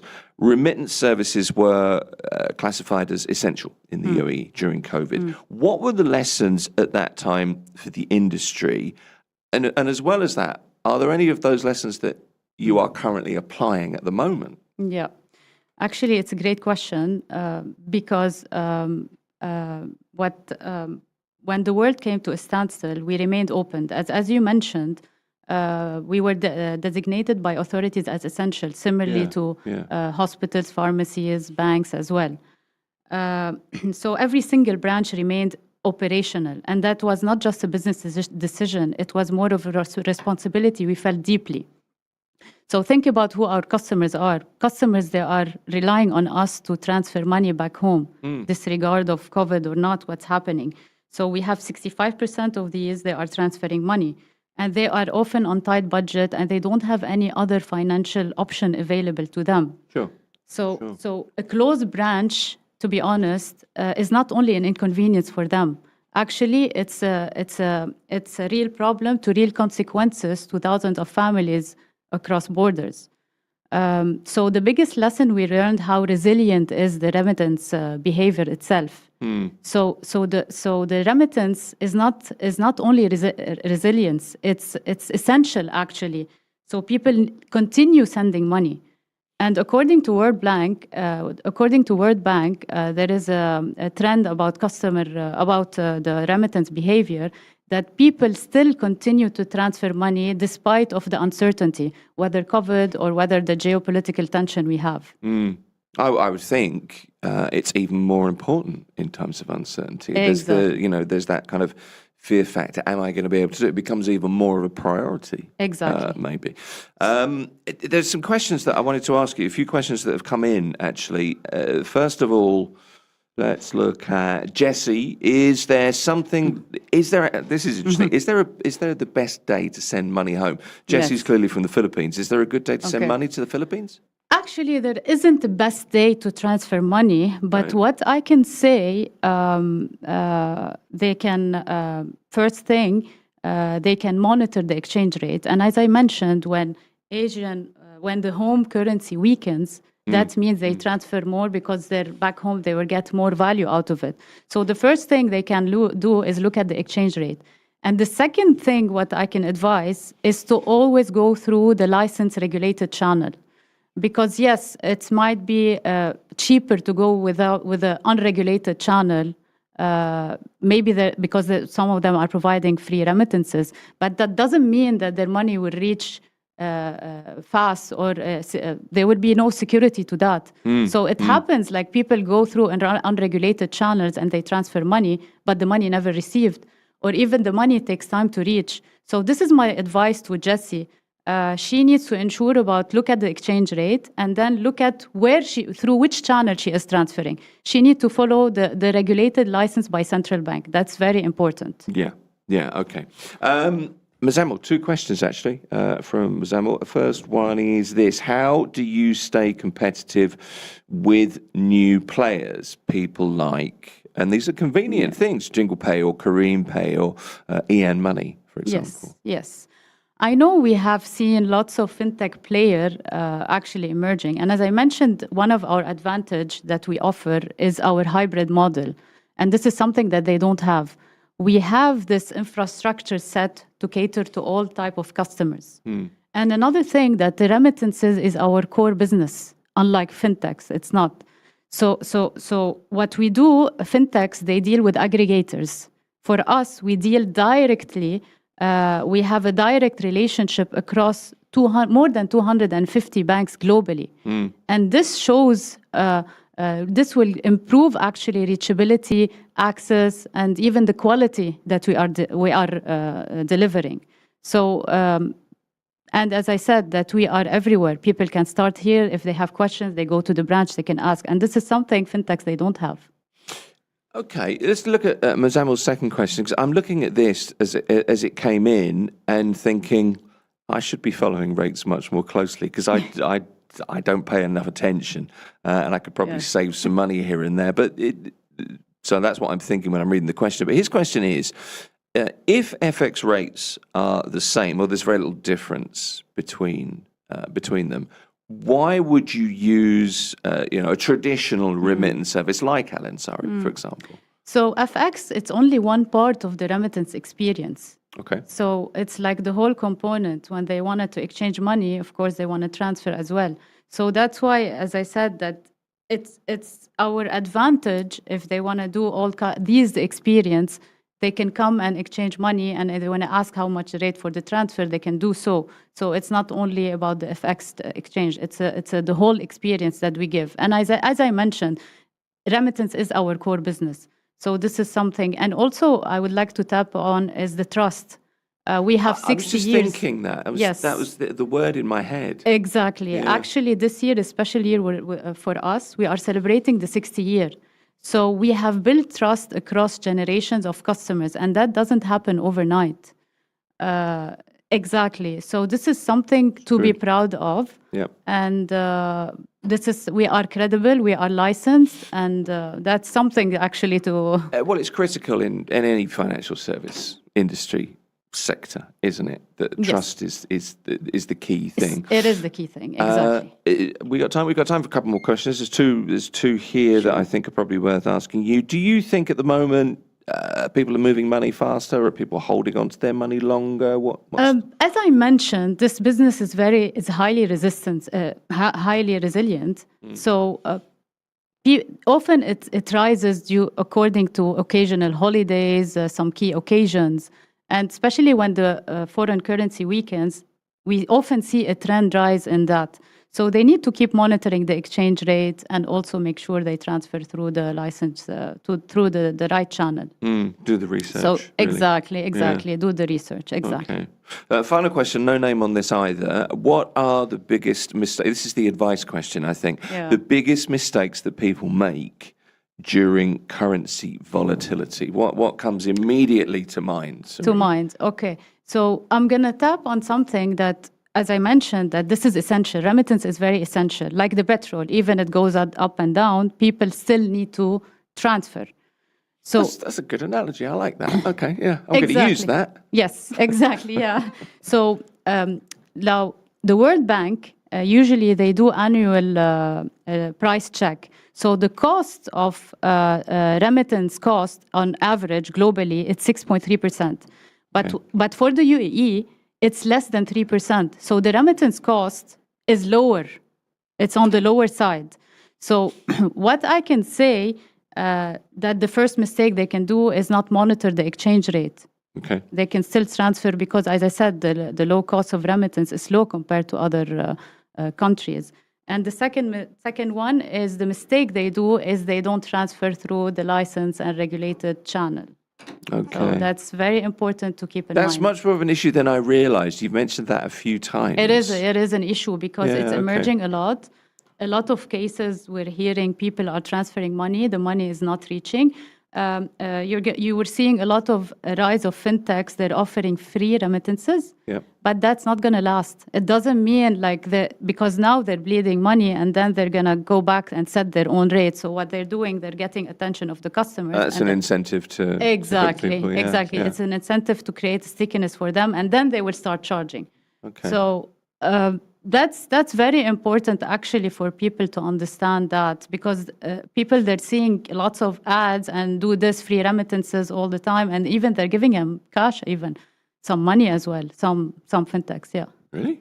Yes. I didn't know that. Yeah. Okay. I know what I'm going to Google later. I'm not. I'm generally not. You have to go through Lansari. I do. Apparently, that's the case. Serene Mehebi is Group Senior Manager, Corporate Communications, Investor Relations at Lansari Financial Services, which is the parent company of Lansari Exchange. Appreciate you coming in. Thank you. Mira Business FM, where business comes to talk.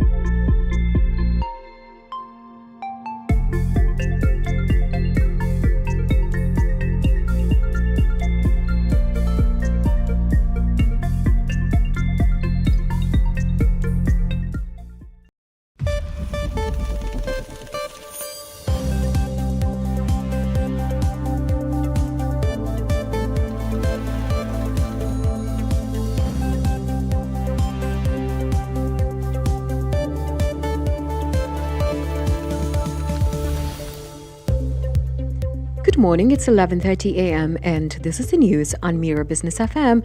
These are the headlines. Nurseries in Dubai must complete mandatory orientation before welcoming children back. This comes ahead of a phased return to in-person learning starting this week. The nationwide plan was announced by the Education, Human Resources and Community Development Council. It emphasizes readiness and strict safety compliance. Following this, the Knowledge and Human Development Authority said nurseries in Dubai will begin reopening from tomorrow, the April 16th. Authorities say the focus is not just on reopening, but also on helping children readjust. Staff training, safety measures, and gradual routines are being prioritized to support their well-being. Dubai International Airport has ranked among the world's busiest airports for international passenger traffic, handling over 95 million passengers in 2025. This reinforces its position as a key global aviation hub. According to Airports Council International, Dubai also ranked second worldwide in total passenger traffic. Hartsfield-Jackson Atlanta International Airport retained the top spot with over 106 million passengers, followed by Tokyo Haneda Airport in third place. The rankings highlight the vital role major airports play in supporting global travel, trade, and connectivity. And now, a quick market and currency update. Bitcoin is trading at $74,000, and for those tracking remittances, 1 dirham equals about 25.36 Indian rupees, 75.99 Pakistani rupees, 33.49 Bangladeshi taka, 16.32 Philippine peso, 14.27 Egyptian pound. Meanwhile, 1 British pound is equal to 4.89 dirhams today. That's the news for now. Follow more news on our WhatsApp and X. This is Mira Business FM.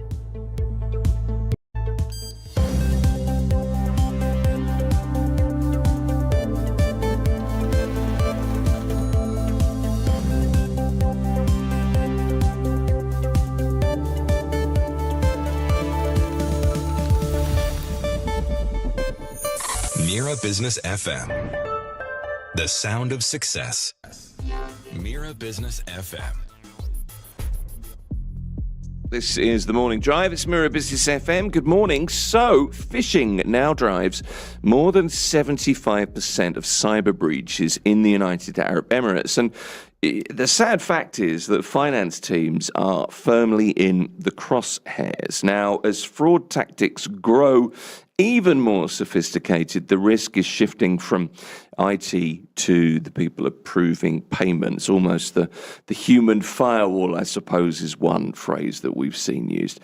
Joining us this morning is Kush Ahuja. He's from the Association of Chartered Certified Accountants. Joins me in the studio. Kush, good to meet you. Likewise. Thank you, Michael. Very good to have you here. So, look, phishing, 75% of cyber breaches, that's the headline. The strategy, though, has kind of shifted. Hackers are no longer just trying to break the software. They're kind of trying to break the person in some ways. Then I suppose that's like a new priority for finance leaders. It's not just about the IT teams, is it? Well, you look at it first, when you think of phishing, think of somebody like a con artist who's standing at your doorstep and trying to get your sensitive information in every which way possible. Sure. And if you think of it that way, there's 4 things that arise out of that. That this is a person trying to get into your house, not just your finance team, if you're a corporate. The finance team, however, is very well placed because they go across departments. They are connected across marketing, sales, so on and so forth. So they have a good full picture.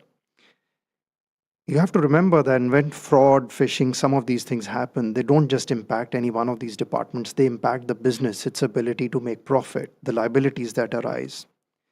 The CFO or the finance team are actually very well placed to look into some of these pieces, also because it impacts a lot of their areas, including legal, including compliance, including reporting, including risk management, and which is why finance teams, they are very well placed to be looking into all of this. It's not just an IT piece. It's actually become organizational in nature. There certainly has been a shift, hasn't there? So 3/4 of cyber breaches start with a simple phishing attempt, that kind of dangling the bait. We often think of hackers as kind of tech wizards. That's kind of the image, isn't it? But there's an element of kind of psychology, almost master psychology in this. Why is it that the finance team has become like a VIP target for attacks that are socially engineered? So, Michael, it's changed. Last year, ACC conducted a huge piece of research into combating fraud in a perfect storm. And when we look at earlier, there used to be cybercrime, there was governance gaps, and then came in AI. Gotcha. Right? And AI used to move separately in order to create that deception. And this is no longer working in silos that, hey, I'm looking at cybercrime and the next person is looking at governance gaps and the next person is leveraging AI as a technology. This has become kind of an industrialized endeavor, combining all three, which attacks the organization as a whole. And it is clear that AI is actually putting all the scale and speed into it, while the measures in order to prevent it are always catching up because it's so innovative. You have to remember that with every attempt that is made to perpetrate fraud using AI, the systems are continuously getting smarter, whether successful or unsuccessful, but the next time they will be better. I want to come back and talk to you about AI use in fraud in a minute, because I mean, we've gone so past the era of those badly spelled emails from princes that we're kind of used to. Phishing today is hyper-personalized. It references real trade licenses, for example, very often, or diesel price fluctuations, whatever it is. Right now, it's using we've seen a lot more recently because of current tensions in the region. The idea that you need to create a false sense of urgency, heightened expectation for finance teams. I want to ask you this. What does a modern fraud attempt look like in a UAE business today? And how is it different from what finance teams dealt with, say, 3 years ago, 5 years ago? So, Tim, when you look at UAE, this is not limited by geography as longer any such, because the perpetrators and the targets could be sitting in any part of the world. UAE is obviously one of the most global countries, Dubai specifically, where we sit. And we've seen a significant surge. When you look at 5 to 6 years ago, you have seen a significant surge in high precision targets. Right? So somebody would be looking at a CEO, somebody would be looking at a decision maker. And this has gone beyond far than what you just mentioned earlier, generic spam. This is no longer just spam. It is now deeply personalized. People will study you and fraud will happen, supplier impersonation, things like these are going to start happening. And these are particularly devastating because what they're exploiting is trust. They're just not exploiting only systems. And the integration of voice, or what we call as AI-assisted vishing, where somebody impersonates your voice, has made these deceptions so difficult to detect just by the naked ear. Our research that I was referring to at the beginning actually confirms that cyber-enabled deception is now the most prevalent form of fraud that is taking place. And it's not just because of the technology. It's because the financial risk and the reputational damage that comes from these is absolutely immense. And again, remember that with each attempt, these systems continue to better themselves. Now, this is very different from what used to happen 5 years ago. No, it's hugely different. Scams like AI voice generation, much more common than they were. Supplier impersonation. I mean, the simple fact is we're all now, I think pretty much all of us, 99% of us, in some way or another, are on social media. We leave a digital footprint. There are little clues that people can pick up on, aren't there? Very true. Finance teams are like the last line of defense before payments are authorized. What are the most common control failures being exploited, Kush? Tim, that's a good question because I'll take a slightly different view on that one. I think finance teams are actually the first line of defense and not the last. Okay, fine. And the most common control failures exploited are no longer bugs in the system, or they're actually about how companies are managing trust, how companies are managing data, and how companies are managing their own culture. So people have gotten a lot more sophisticated. And fraud is not just happening because there's a failure of control in one place. It is happening because there's a larger cultural problem within organizations than an occasional human error that could take place that somebody's taken advantage of. So as finance professionals, we look at a fraud triangle. The fraud triangle is that you have the opportunity, you have the motive, and you are a dishonest person. Because somebody's got to really think that I want to commit fraud. It just doesn't happen by accident. Now, if these three are present, then you've got issues brewing in the organization because you've left out, there's a dishonest person on board. He's got a motivation and you've provided the opportunity. Now, in our research, we came across that 62% of the finance professionals, they say that they would like more training on how to detect fraud. At the same time, only 57% came back saying that the companies are actually going out and proactively looking for, is there fraud taking place? And, I might have alluded to this a bit earlier, but it should be observed that it should not be a siloed accountability because we mentioned finance teams. When perpetration happens, it can happen in your purchasing team, it can happen in your sales team, so on and so forth. And finance is in a good place, but what is essentially important is somebody to look at the bigger picture so that there's no one person just looking at fraud prevention in an organization, but rather it's built into the culture itself. Which makes sense, doesn't it? That shares the risk. What if you have the person in charge who perhaps isn't the most honest person in an organization? There's another doomsday scenario. Where do failures typically happen? Is it approval processes? Is it verification? Is it internal communication? Is it a mix? It's quite a mix. And, I talked about combating fraud in a perfect storm, what we did last year in November. And one of the key findings that came up was that business leaders need to look at fraud from a big picture perspective. It can no longer be looked at, hey, is this person doing something or is that person doing something? So to answer your question, all three, failures in approval processes, failures in verification steps, and failures in what I call as shared accountabilities or siloed accountability, so internal communication. It's important. For instance, a fear of finding out the real thing, or what we call as FOFO, is very real because people will avoid calling out red flags unless there is a trust in the system that something is going to be done about it, and I'm not the one who is going to be put on the line because I found something out. Yeah, okay. Yeah. So accountability is part of the issue, isn't it? Yes. It's the culture, Tim, like we talked. Yeah. For ages, cybersecurity has been kind of an IT problem, hasn't it? That's where it kind of sat. Yeah. Right? But if a breach happens because, let's say, your accountant clicked a link or a fake invoice got approved or something, that's now a finance governance issue, isn't it, rather than a technical issue? And that's how it needs to be viewed, I guess.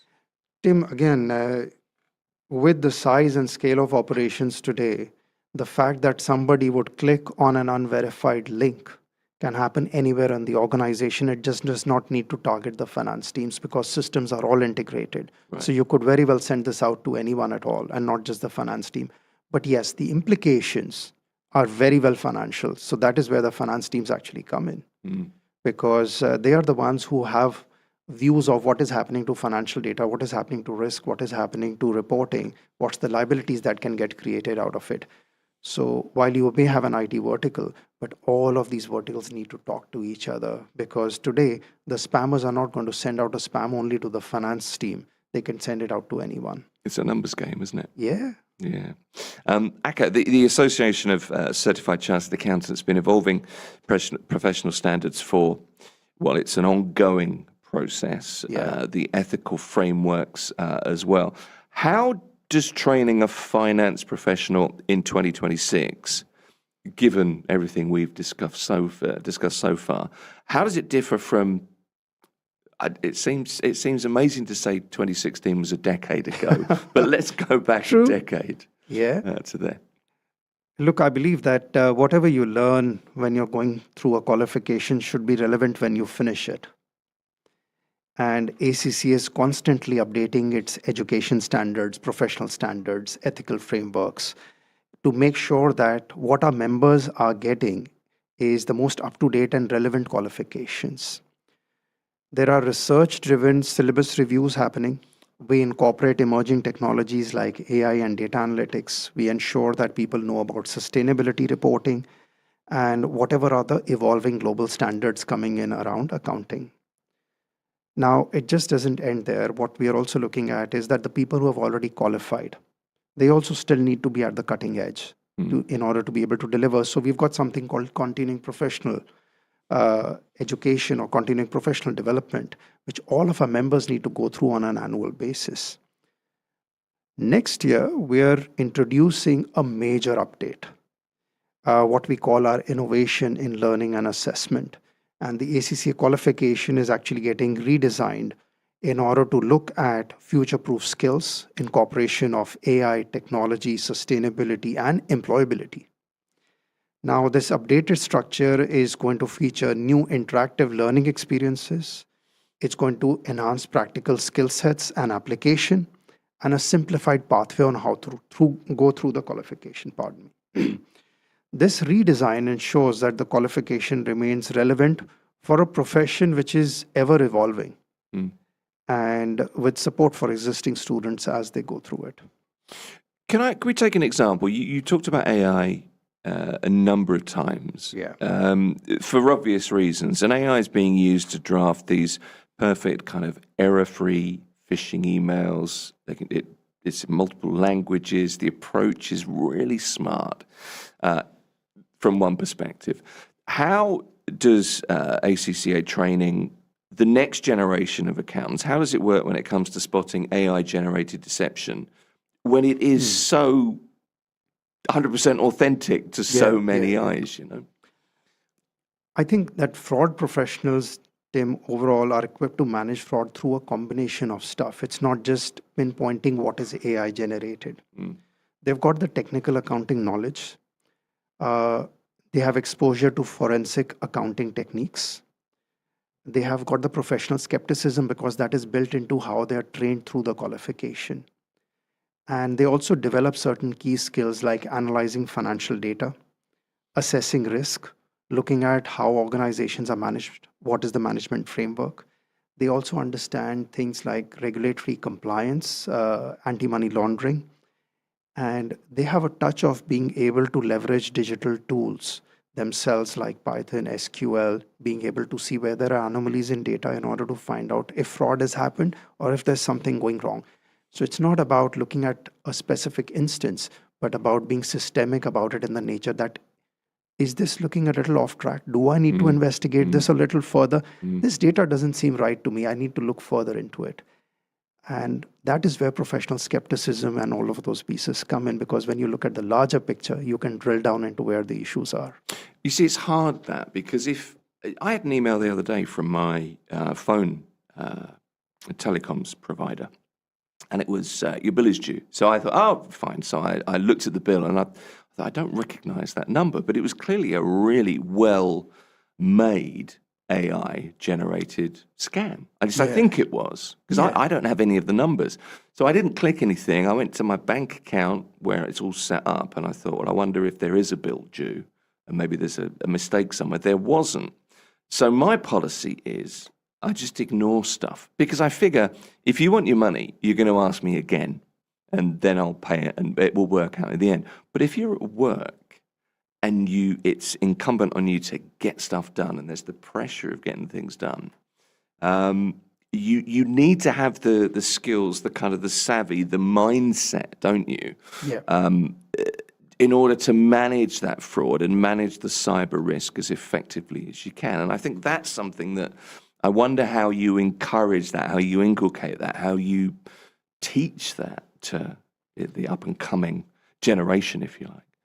Tim, that's an excellent point. A lot of people would step onto that path because there's immense pressure. Can I find a shortcut to doing something? Sure. Right. And I think this is where it's very important for the culture or the processes or the controls that have been set up in an organization to come into their own. Most of the time when we look at the whole business, it is necessary to strengthen controls. And a lot of people look at controls as if it's something draconian and it's going to stop us from being efficient. And can I get this done faster?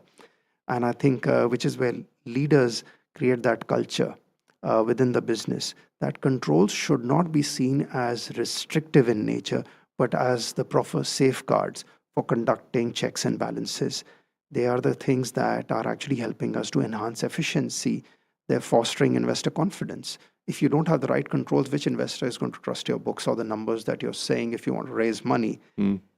These controls are also enabling us to take informed decisions because they ensure that the data that you have on which you're relying is actually correct. It's trustworthy. And in the end, this actually enhances the prospects for a business if you've got the right processes and controls, not diminish them, because it builds that trust and safety of that environment within which you function. Because we've got about 3 minutes, and I'm wondering if you can offer some simple, practical kind of controls that I guess a smaller finance team can implement, and that is relatively simple to implement quite quickly. Yeah. I think when it comes to smaller companies, one of the things that they need to look at is that resources are limited. Yeah. But still proportional resources should be given in order to reduce finance risk. And what are some of the ways of doing this? You could start with a simple review of within your finance team. So what was the last time that you sat down with your finance team to conduct a fraud risk review? We get so embroiled in everyday stuff that we don't take our time and do this. The second thing that you could do is that what are the things in the business or the environment in which you're functioning that have changed since the last time that you reviewed fraud risk? Has your business changed? Because we all pivot very quickly these days. Have your systems and processes changed? Where might you have introduced weaknesses in the new system? So look at these simple pieces, and I think small businesses can look at segregation of duties so that the same person is not approving and making. The second thing is to look at conducting regular audits, have verification procedures, and specifically on the payments and supplier side, I would say for small businesses to prevent losses. What's the single most important step we could all take? Finance teams, I guess it applies to all of us in lots of ways, doesn't it? And it's worth bringing people who aren't finance professionals in because we all need this. But what's the simple step we could all take now to reduce fraud exposure, do you think? What would you say? So, Tim, one thing is to take it seriously. And most people take it seriously only when it happens to them. Unfortunately, yeah. And before that, it's all about, hey, it's happening to somebody else. Yeah. So be vigilant. You've given a very good example earlier of you looking out for that payment on your phone where the provider was asking you. You were vigilant. Now somebody else may have just gone ahead and made that payment. I just didn't want to pay it, Kush. That's all it was. I just thought, 200 dirhams for what? Yeah. Secure your data. Spend time to read. Educate yourself. And I would say, get your anti-fraud culture right if you're within a corporate. That makes a lot of sense. So if you're a certified accountant now, you're kind of a certified cyber defender as well, in disguise with a cape kind of thing. I'd like to think of it like that. That's a good way to think about it. I appreciate it. Look, it's been good to talk to you this morning. Kush Ahuja is from the Association of Chartered Certified Accountants joining us here at Mira Business FM. Kush, thank you very much. Thank you, Tim. Appreciate your time. Mira Business FM, Dubai's home of business radio.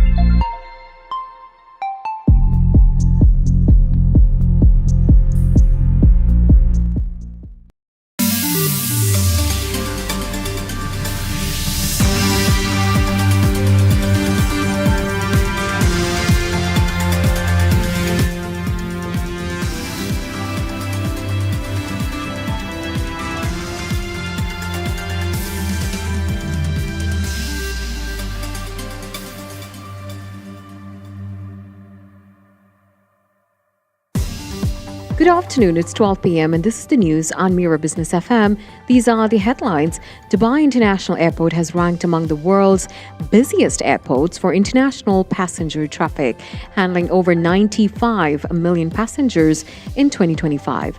This reinforces its position as a key global aviation hub. According to Airports Council International, Dubai also ranked second worldwide in total passenger traffic. Hartsfield-Jackson Atlanta International Airport retained the top spot with over 106 million passengers, followed by Tokyo Haneda Airport in third place. The rankings highlight the vital role major airports play in supporting global travel, trade, and connectivity. Gulf economies are expected to rebound strongly after recent regional disruptions, with growth set to accelerate by 2027. A report by ICAEW in partnership with Oxford Economics forecasts GCC growth could reach around 8.5% in 2027. The report notes a slight contraction this year due to temporary disruptions in trade and travel. However, strong government finances, economic diversification, and continued investment are expected to support a quick recovery. The International Monetary Fund also says Gulf economies remain well positioned, backed by strong financial reserves and ongoing reform efforts.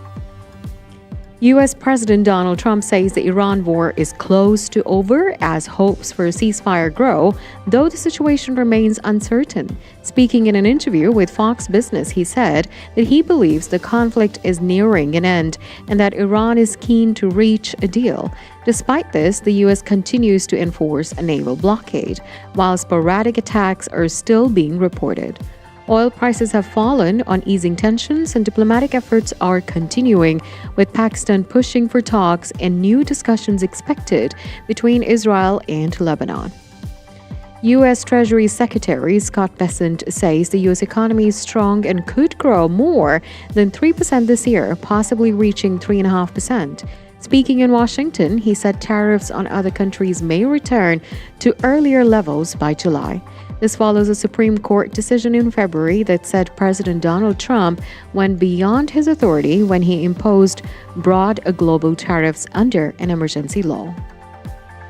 The People's Bank of China will carry out a 500 billion yuan or about $73 billion a reverse repo operation today, according to Xinhua news agency. The 6-month operation is aimed at keeping enough cash in the banking system.